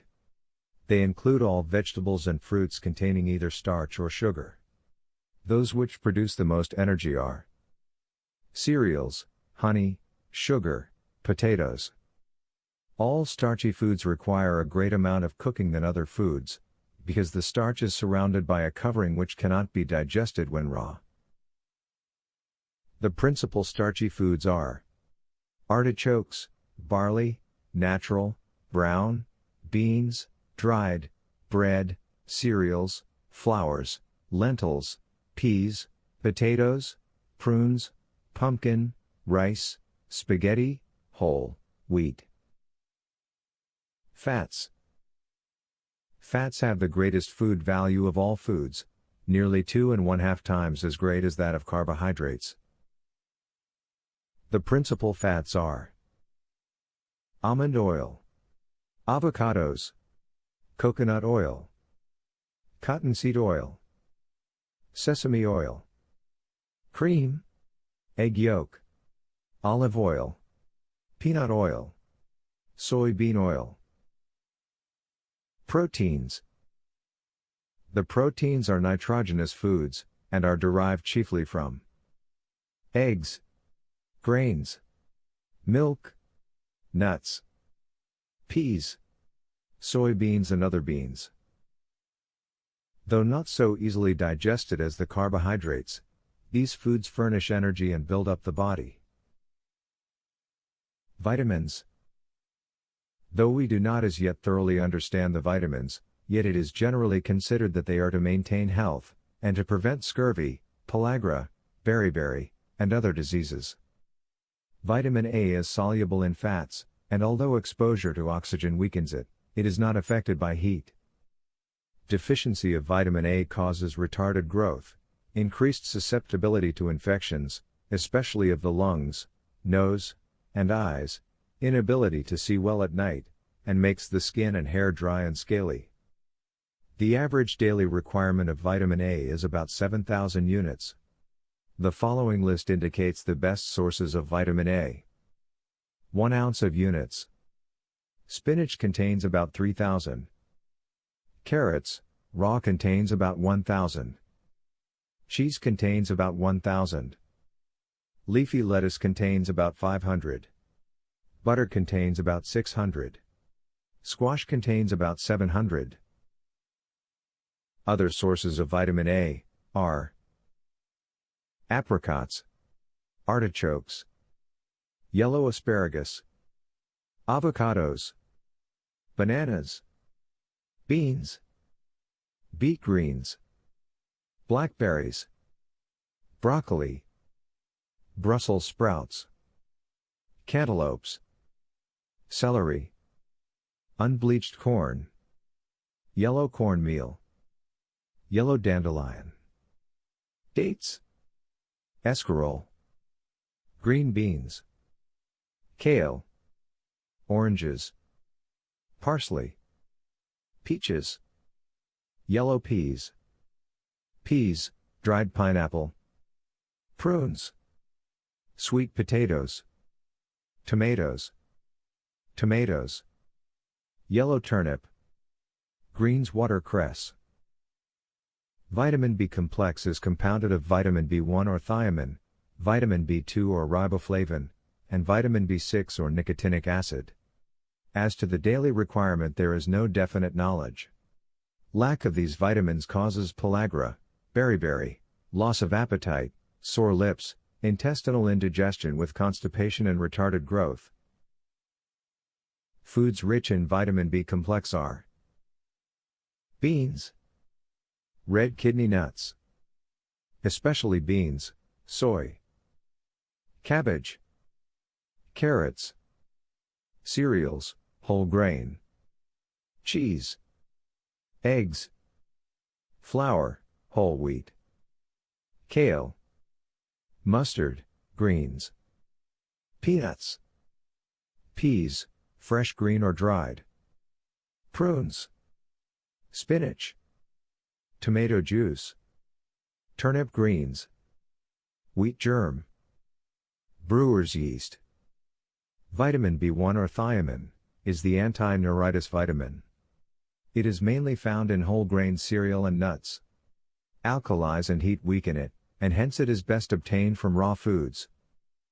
The average daily requirements of vitamin B1 for infants is about 50 units, and about 250 units for adults. Daily requirement for mothers during pregnancy is 600 units or more. The best sources of this vitamin are 1 ounce of units. Wheat germ contains about 200. Prunes contains about 20. Peanuts contains about 60. Spinach contains about 20. Malted milk contains about 50. Canned corn contains about 15. Whole wheat bread contains about 22. Almonds contains about 25.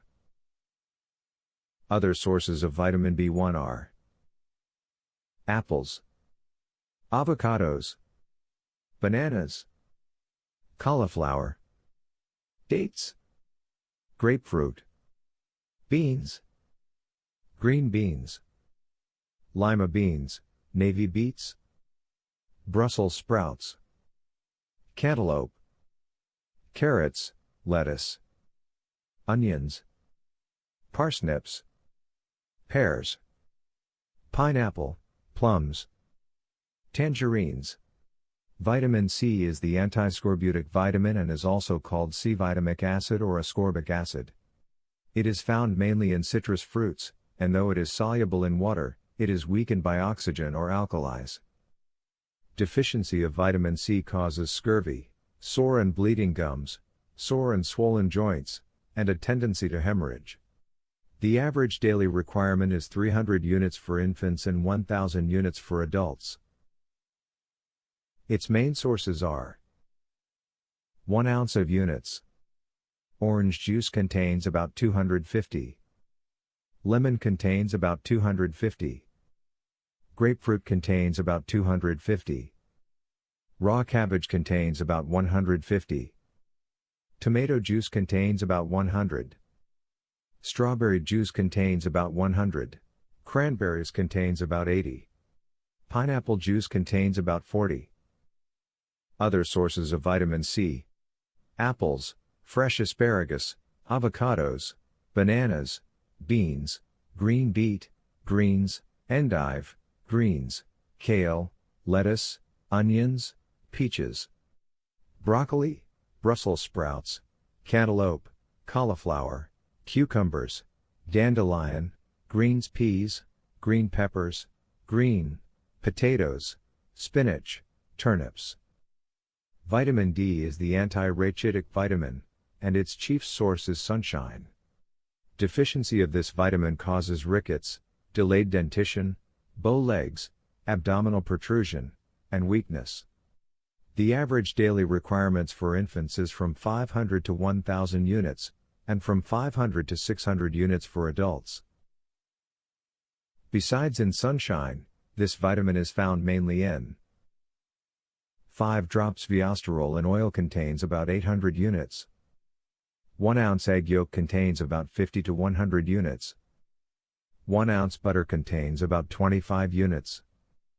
It is used in the prevention of rickets and other bone diseases, such as osteomalacia and non-union after a fracture, infantile convulsions, and arthritis. Scientists and child specialists, as well as health experts the world over, insist that every baby and every growing child should be exposed to the direct sunshine every day if possible. But since children cannot always get enough sunshine in some parts of the United States during many months of the year, they may need Viosterol or other vitamin D preparations from September to June, and on all other days when they are not given a sunbath with most of their clothing removed. Health records show that the number of baby sicknesses and baby deaths starts to climb at the beginning of winter season, due to colds, bronchitis, pneumonia, and influenza. This may be due to lack of sunshine or vitamin D. Vitamin E is the anti-sterility vitamin. It is soluble in oil, and is not affected by heating or cooking. Deficiency of this vitamin causes habitual abortion and sterility. An ordinary diet supplies all the vitamin E that is needed, but in case of habitual and repeated abortion, an additional supply of vitamin E may be necessary, though the average requirement is not known. The best sources of vitamin E are cottonseed oil, wheat germ oil, rice germ oil, whole grain cereals, leafy vegetables. Other sources of vitamin E: milk, vegetable oils, oats, egg yolk, corn, peas. Vitamin K, the coagulation vitamin, forms prothrombin. The necessary average daily amount is not known. It is found in spinach and other leafy vegetables, alfalfa, tomatoes, cereals, cabbage, soybean oil. This vitamin prevents hemorrhage in newborn infants and in cases of jaundice and other diseases of the liver and intestines, though it has not been found helpful in hemophilia and menorrhagia. Other vitamin-like substances which have been partially investigated and described include the following: vitamin K from bluegrass juice, which seems to cause more rapid growth. Vitamin P or citrin is helpful in purpura and some types of hemorrhage, and is obtained from lemon peel. Vitamin F from fatty acids, seemingly promotes growth. Acid and alkaline foods. If the tissues and fluids of the body become less alkaline, a greater quantity of alkaline foods is required. Though cranberries, prunes, and plums produce an alkaline ash, they increase the acidity of urine. On the other hand, though lemons and oranges are acid, digestion changes them into alkali, and rather than being acid-forming, they become alkalinizers. Alkaline-forming foods. Alfalfa, powder alfalfa. Mint tea. Alfalfa tablets. Almonds. Almond butter. Apples. Apricots. Apricots, sun-dried. Artichokes. Avocados. Bananas, ripe bananas. Dried beans, lima beans, string beans. Wax beans. Kidney beets. Beet juice. Beet leaves. Blackberries. Blackberry juice. Blueberries. Blueberry juice. Broccoli. Broth, potassium broth. Vegetable buttermilk. Cabbage. Red cabbage. White cantaloupe. Carrots, raw carrot. Concentrates carrot juice. Cauliflower. Celery. Celery juice. Celery knobs. Celery powder. Cherries. Cherry juice. Chicory. Coffee substitutes. Coconut. Coconut milk powder. Coconut products. Cranberries. Cucumbers.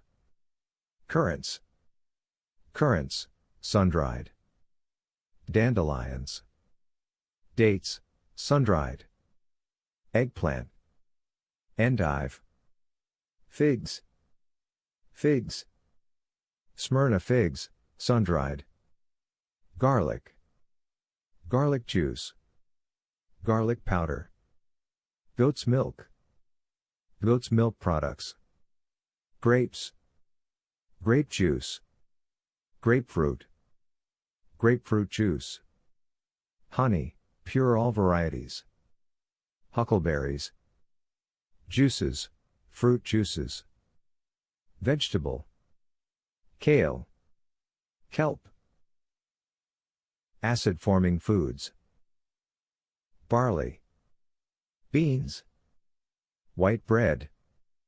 Candy. Cashew nuts. Cereals. Corn. Cornmeal. Cornstarch. Cottage cheese. Crackers. Cream of wheat. Eggs. Flour. Rye. Flour, whole wheat. Gluten flour. Grape nuts. Lentils. Macaroni. Maize, millet. Rye. Oatmeal. Peanuts. Peanut butter. Pecans. Peas, dried. Rice. Brown rice. Polished rice, wild. Sauerkraut. Sauerkraut juice. Spaghetti. Sugar, raw sugar. White syrup. Tapioca. Walnuts. Zwieback. Better line up with all the laws of God. Everything in God's creation is either right or left, east or west, north or south, positive or negative. Some foods are acids, others are alkaline. And hence, because the one is practically worthless without the other, it is necessary that the health seeker avail himself of both.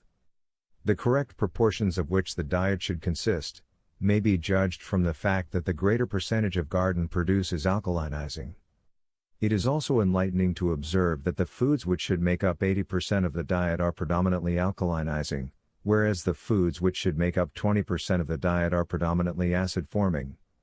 The truth, then, is obvious: alkalinizing foods should be used more freely than the acid-forming. See list on pages 72 to 75. This same principle governs the needed quantity of all minerals. For instance, in comparison with gold, steel is very cheap and plentiful, but what a predicament the world would be in if steel were as high-priced and as scarce as gold. Food and cookery. In the preparation of meals, one should bear in mind that many varieties of vegetables are now sprayed against insect infestation, and that therefore they should be carefully cleaned. Always make use of the water in which vegetables and fruits are cooked. It contains much of the valuable minerals. Bear in mind, too, that withered and overcooked vegetables lose their food value. The fresher they are, the better, a good reason why each family should grow its own garden produce. Backyards make good garden spots, and where there is no backyard, a well-dressed garden in the front yard with a few flowers here and there will bring more to the home than a fine lawn. The necessity of special effort in preserving and utilizing the food value contained in fresh vegetables is widely recognized. Notice, for example, an excerpt from the Reader's Digest, May, 1942. As they come from the garden, vegetables contain everything needed to support human life in vigorous health. Thousands of people live on vegetables and nothing else. Whatever else you like in your diet, if you are an average person, your health will benefit if you eat more vegetables. Many housewives buy and serve plenty of vegetables and still have undernourished families. Millions of Americans able to afford an abundance of good food are actually on a deficient diet and therefore constantly below par. Some wealthy homes provide a diet less satisfactory in terms of bodily vigor than that of a Chinese coolie. Why? Scientists say one reason is that in nearly every household the food is prepared and cooked in a way that removes 70 to 80% of its essential minerals and vitamins. Take, for example, the sweet potato. The average housewife peels it, cuts it up, covers it with water, boils it, then mashes. 1. Let us see what this process does. Peeling a below-ground vegetable throws away most of its mineral salts. Boiling removes nearly half of its usable calcium and phosphorus, which are necessary in building sound bones and teeth, and a third of its iron, which is essential in building red blood and warding off anemia. Mashing the potato exposes its pulp to the air, thus oxidizing a large part of the vitamins not already lost by peeling and boiling. The family might almost as well be served a dish of library paste. Food can be cooked without serious loss of vitamins and minerals.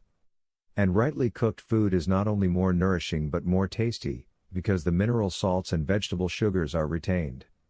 You will have less trouble with the member of your family that doesn't like vegetables.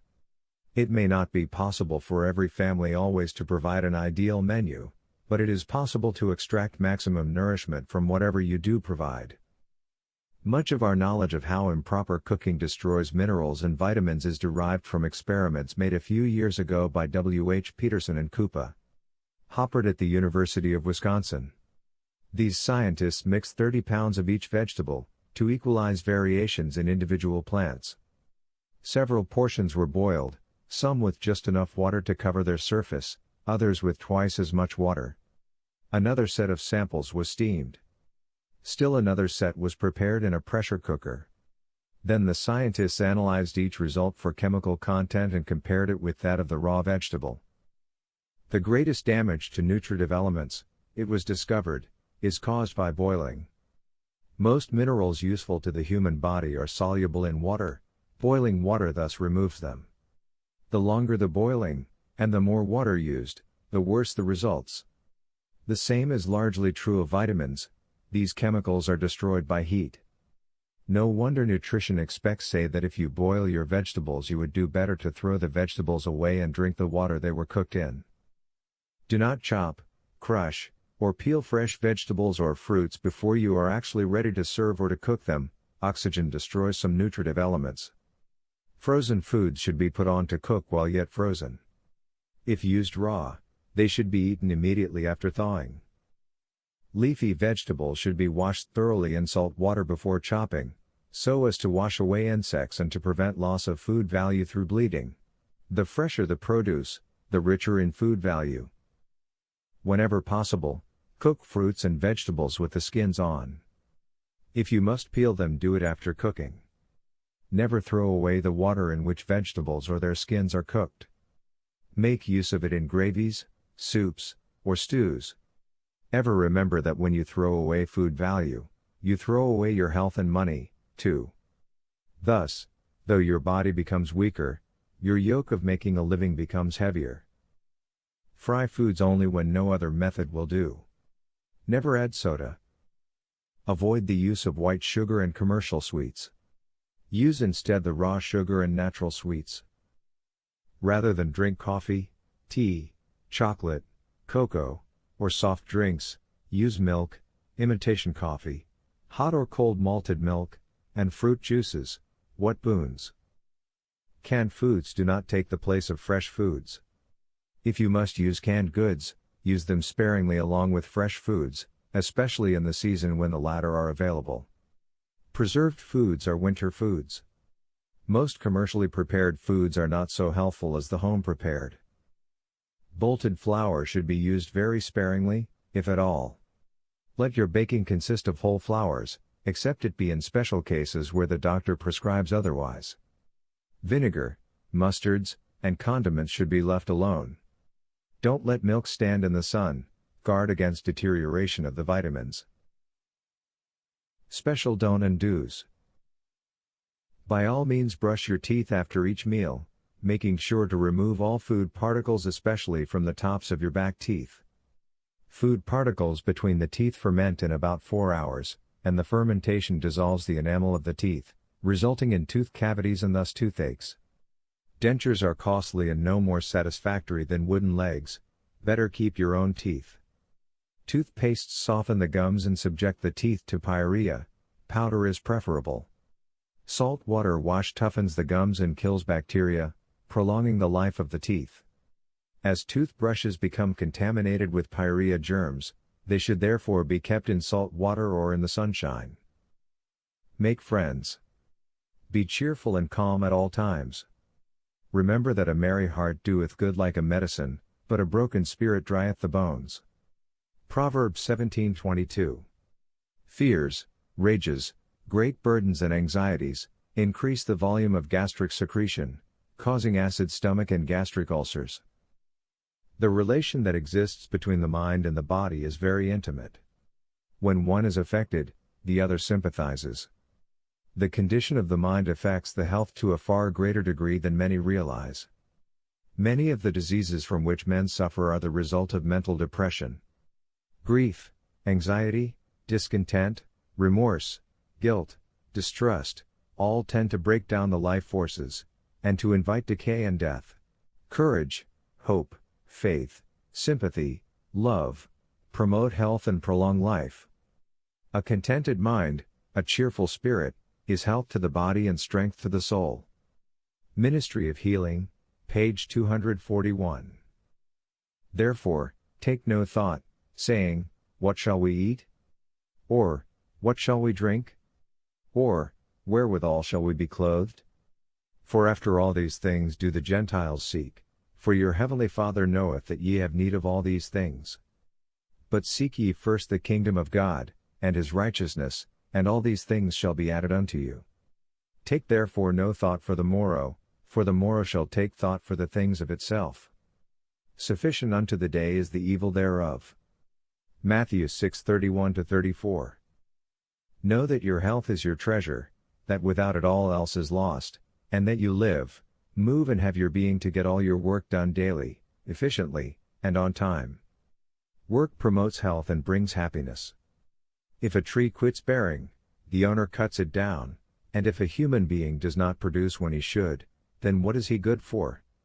The master did not care to keep a barren tree, and when he saw a fig tree in the way, he came to it, and found nothing thereon, but leaves only, and said unto it, Let no fruit grow on thee henceforward forever. And presently the fig tree withered away. Matthew 21:19. He spake also this parable, A certain man had a fig tree planted in his vineyard, and he came and sought fruit thereon, and found none. Then said he unto the dresser of his vineyard, Behold, these 3 years I come seeking fruit on this fig tree, and find none. Cut it down, why cumbereth it the ground? And he answering said unto him, Lord, let it alone this year also, till I shall dig about it, and dung it, and if it bear fruit, well, and if not, then after that thou shalt cut it down. Luke 13:6-9. 6 days, Out of a week shalt thou labor, and do all thy work. Exodus 29. In the sweat of thy face shalt thou eat bread. Genesis 3:19. Certainly everything in God's creation makes its own living, the birds do even from the very day they leave the nest, yet they never take anxious thought. Only man has ever sought to enslave, to make a living from another man's sweating. The most intelligent being has become the greatest brute. Let every able-bodied Christian produce enough to make his own living and to help the disabled, too. It is doubtful, moreover, whether anyone who fails to get his work done well and on time will ever fit himself for the kingdom and be on schedule when the fiery chariot takes off, and the saints shout, "Glory! Alleluia!" No need of staying hungry and helpless. There are many persons who, when the cook for even good reasons fails to prepare a meal for them to sit down and eat to the full, become upset and will stay hungry for the rest of the day rather than look after their own food. For this there is no excuse if one is at home or near a grocery store. Occasional meals, and good ones at that, can be instantly set on the table, ready to be enjoyed by any person who needs a meal. Every home practically every day of the year has in the cupboard staple articles of food such as bread, prepared cereals, dried fruits, and often even fresh fruits, honey, eggs, milk, and especially canned goods that need only be opened and put on the table. Yes, any member of the family, even the children in an emergency, can immediately make his or her selection of the foodstuffs that are already in the house, and can without inconveniencing himself or others, sit down to a meal that is both palatable and nutritious. A slice of bread or a dish of ready-to-use cereal, a little honey or jelly, and a glass of milk, an orange or an apple, a few raisins or dried prunes or the like, will make an excellent meal, and much more healthful than is found in the average American home, even in the homes that employ cooks. With the added advantage that it takes only about 5 minutes to get such a meal together, there should be no hardship. When you find that for some reason your meal is not prepared as you expected, just help yourself like a person who knows his business, rather than act like an invalid, or like a bird while yet in its nest, or even like a newborn kitten before its eyes come open. Then to top this over, immediately after you are through, wash your own dishes. You will not have many, and it will take but a moment. Thus you will lighten the heavy burden of some other member of the family, and make yourself and others happier, as well as keep the dining room and kitchen orderly with nothing lying around to be pushed here and there to make the home unsightly or the family irritated. Housekeepers, too, will find this system very advantageous. The dishes will wash easier, the kitchen and dining room, in fact the whole house, will look orderly at all times, and there will be no need of thinking about the dishes anymore, or of having your peace disturbed, or perhaps of having to stop in the middle of another job later in the day in order to get the dishes done for the noon or evening meal. Anyone will find this to be systematic, convenient, and time-saving.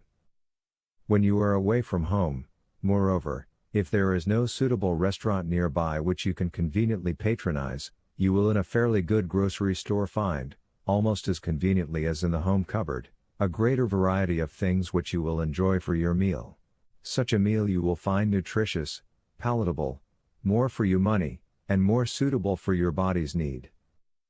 At first it may seem inconvenient, but after you do this several times, you will never want to go back to your old way of trying to find something to eat in one restaurant, then in another. Your auto will make a good dining room if there is no other place to sit. Dishes you do not need to carry from home or worry about who is to wash them. You can buy fiber dishes in the store, and when you are through with them you can easily afford to toss them with the waste. Thus you can have the best of everything, as fancy as need be, as clean as you care to have it, and as cheap as at home. Now to mention a few articles of food which can be found in almost every good grocery store the year round, and which are nutritious and convenient for away-from-home meals. Bread or buns, cottage cheese, fresh or canned milk, buttermilk, dried or fresh fruits, besides a large assortment of canned goods which need not be warmed. Then, too, you will find all kinds of juices, and in season there are berries, melons, grapes, tomatoes, peppers, onions, parsley, lettuce, and many other good things which need not be cooked. With these you may sit down like a king having a picnic. Recipes. Abbreviations used. C. Cup. Pound. Pound. Oz. Ounce. TSB. Teaspoons. PT. Pint. QT. Quart. TBS. Tablespoon. Radish cabbage salad. 1 cup radishes. 1 cup cabbage. 1/8 cup chopped onions. ½ cup flaked peanuts. Salt to taste. Slice radishes, and chop cabbage fine, then combine all ingredients, and serve on lettuce leaf with mayonnaise or some other dressing. Serves for carrot salad. 2 cup grated carrots. ½ teaspoon onion juice. 3 eggs, hard boiled. 1 tablespoon lemon juice.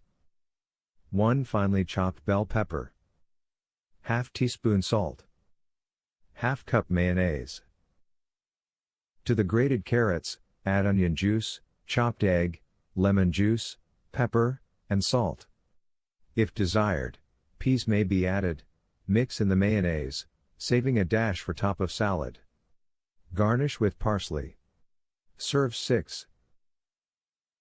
Protein salad dressing. 2 egg yolks, hard boiled. 1 tablespoon vegetable oil. 1 tablespoon honey. 1 tablespoon lemon juice. 1 tablespoon peanut butter, raw preferred, a little salt. Mash the egg yolks and combine well with all other ingredients. This makes 1/3 cup dressing. The whites of the eggs may be cut into thin strips and used for garnishing salad. Enriched vegetarian soup. 1 medium-sized potato. ½ cup chopped celery. 1 small onion. 1/4 cup rice. 1 cup ground gluten. 1 cup pea puree. 2 eggs. Pinch of mint. 1 tablespoon vegetable fat. Salt to taste. Shred potato and celery, or put through grinder. Level with water, then add 2 extra cups of water, bring to boiling, and season with salt and mint. Stir in the rice slowly to keep it boiling, and cook for 30 minutes. Place the egg and gluten together, and beat with a fork. Heat the fat in a skillet, scramble the mixture in it, and add it and the puree to the boiling vegetables. Simmer 30 minutes and serve hot. Serves 8. For gluten, see recipe below for enriched gluten cutlets. Biplex. For use in gravies and other dishes. 12 pieces toast, burned. 1/4 pound yeast. 2 tablespoons tomato juice. 1/4 teaspoon onion salt. 4 tablespoons soy sauce. 1/4 teaspoon celery salt. In 2 quarts water put 12 pieces of toast, which have been burned and almost black. Boil until the water is dark. Strain off the liquid and boil down to a thick syrup. Add this syrup to the remaining ingredients, and melt. Cook in heavy pan until thick and coffee colored. Put in jar and keep in cool place. Enriched gluten cutlets. 5 pounds white flour. 3 quarts water. 2 tablespoons biplex. 6 tablespoons soy sauce. 1 onion. 1 tablespoon salt. Gradually mix the 3 quarts of cold water into the flour until the mixture becomes a fine lump of dough. Knead it well, cover with cold water, and let stand half an hour. Then to wash out the starch, put the dough in lukewarm water and work with the hands. When the water becomes milky, pour it off, add fresh water, and continue the process until the starch is washed away, the water cleared. It is important that all the starch be washed from the dough, there then remains a lump of gluten. Stretch out the gluten fairly thin by holding it in both hands and pulling on it from first one side and then another until it is as thin as pie crust. Next lay it on a floured board and spread half of it with one shredded carrot, then fold in several times and thoroughly work the carrot into the dough. Finally, shape the gluten into flat cutlets about 1/4 inch thick and 3 inches wide. To 4 cups of water add bplex, soy sauce, onion, ground, and salt. Drop the cutlets in and simmer for 2 hours, adding water if necessary. Put in glass container and store in cool place until ready to use. Makes 2 dozen cutlets. Other choice and suitable vegetables may be used in place of carrots. Veg patties. 1 raw potato. 2 onions, small. 1 teaspoon salt. Pinch of sage. 4 tablespoons vegetable oil. Half cup cooked oatmeal. 1 cup breadcrumbs. Half cup ground walnuts. 2 eggs, large. 1 teaspoon chopped parsley. 2 tablespoons soy sauce, or bplex. Grind potato and onion together, add salt and sage, and simmer in oil until brown. Then mix in oatmeal, crumbs, nuts, eggs, parsley, and soy sauce. Shape into patties and brown in a hot oven or fry in a skillet with a little oil. It may be made into a loaf and sliced for sandwiches, or served hot with tomato sauce. Serve 6. Stuffed peppers. 8 large peppers. 3/4 cup chopped onions. 1 can tomato soup. Half cup eggplant. 2 teaspoons sage. 1½ cup uncooked rice. Half cup grated carrots. 1/4 cup finely chopped okra. Salt to taste. Half cup chopped parsley. 3 tablespoons oil. Half cup ground corn may also be used if desired. Put all ingredients in a bowl and mix thoroughly.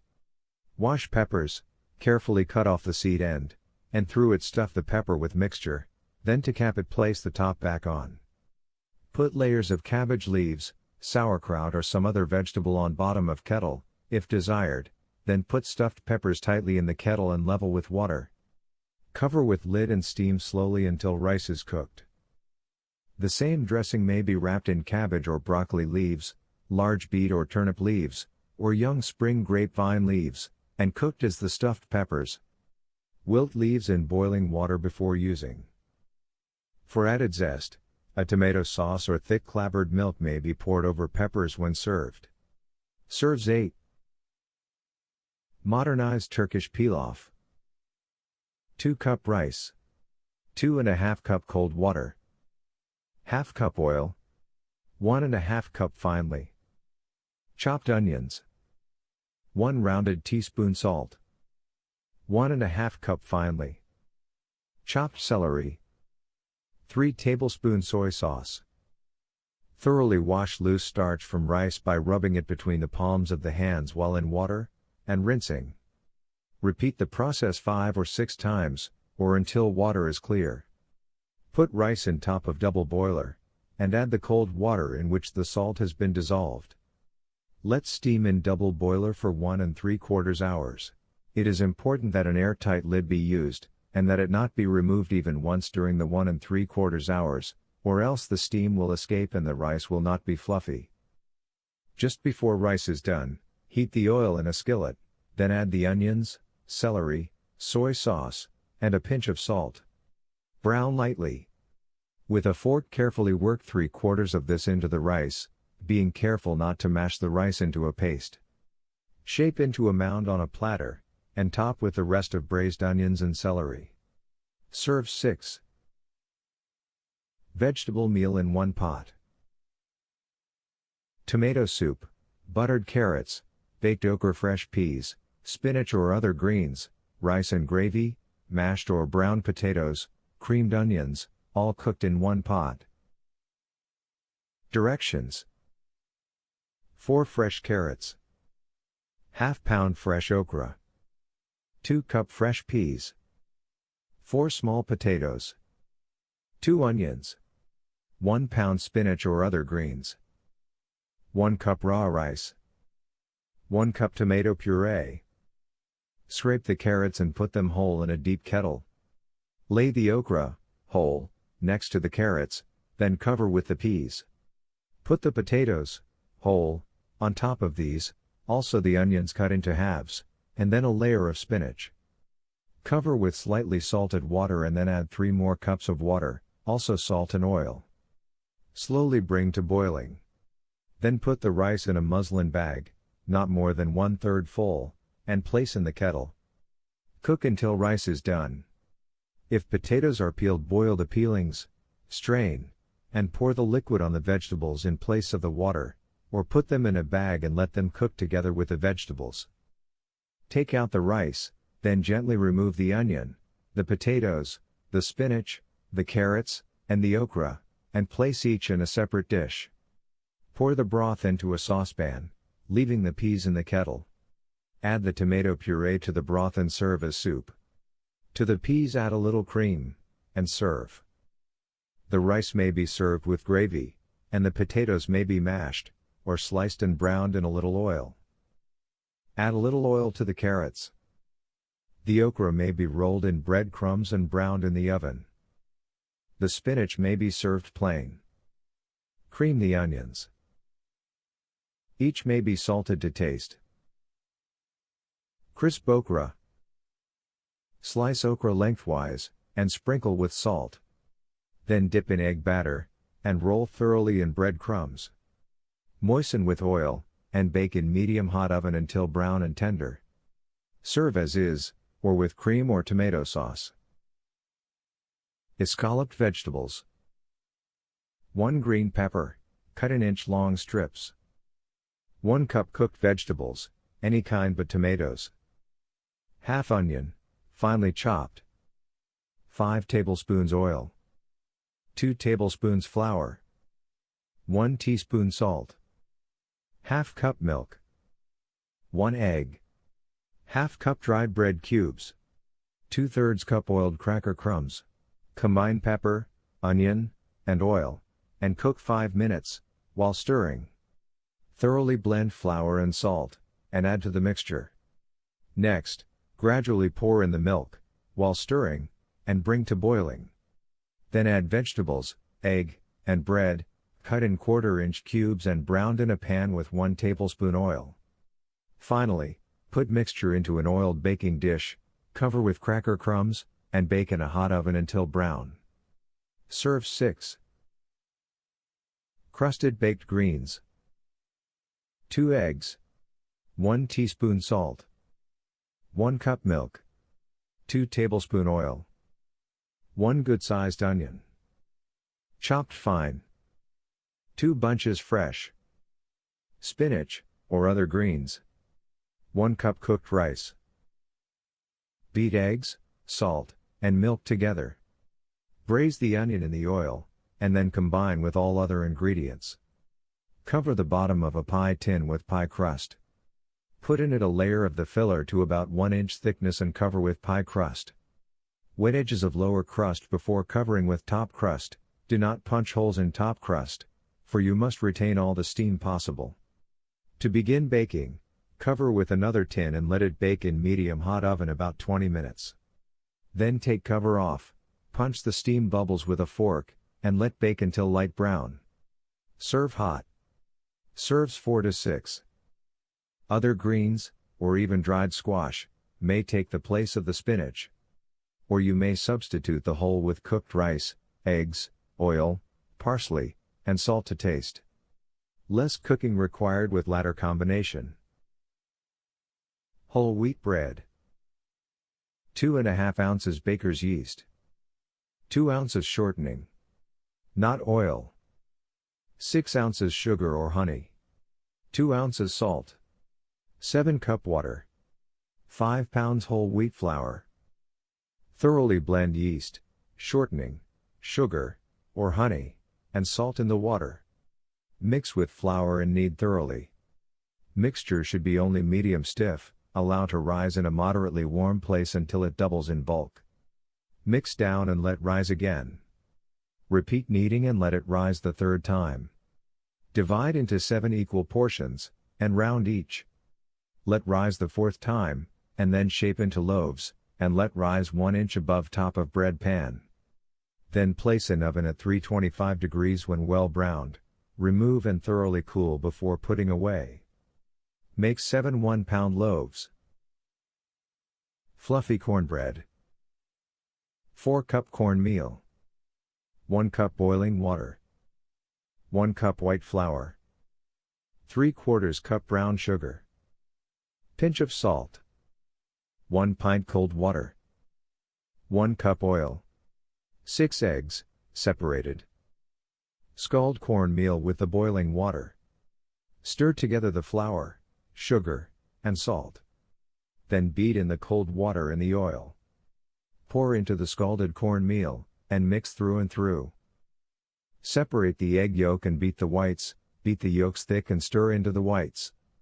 Then gently fold the batter into them. Bake in a medium-hot oven. Serves 10. Wheat flakes. 1 cup whole wheat flour. 1 teaspoon salt. 1/4 cup soy flour. Half cup bran. 1/4 cup sugar. 4 tablespoons shortening. 1/4 cup molasses. Mix dry ingredients thoroughly, then rub shortening into dry mixture, and stir in molasses. Add just enough water to hold the ingredients together. Stir as little as possible. Spread in pans, bake slowly till firm. Put through flaker and then toast in oven. Sweet rolls. 2 ounces baker's yeast. 1/4 pound shortening. 1 tablespoon salt. Half pound sugar. 3 eggs. 1 pint water. 1 pound white flour. 1½ pound whole wheat flour. Dissolve yeast, shortening, salt, sugar, and eggs in water. Add flour, and mix to a soft dough. Knead thoroughly and let rise in a moderately warm place until doubled in size. Mix down and let rise again until it puffs when punched with finger. Mix down the second time, and let rise again, then cut into 3 sections. Roll out each section 1/4 inch thick.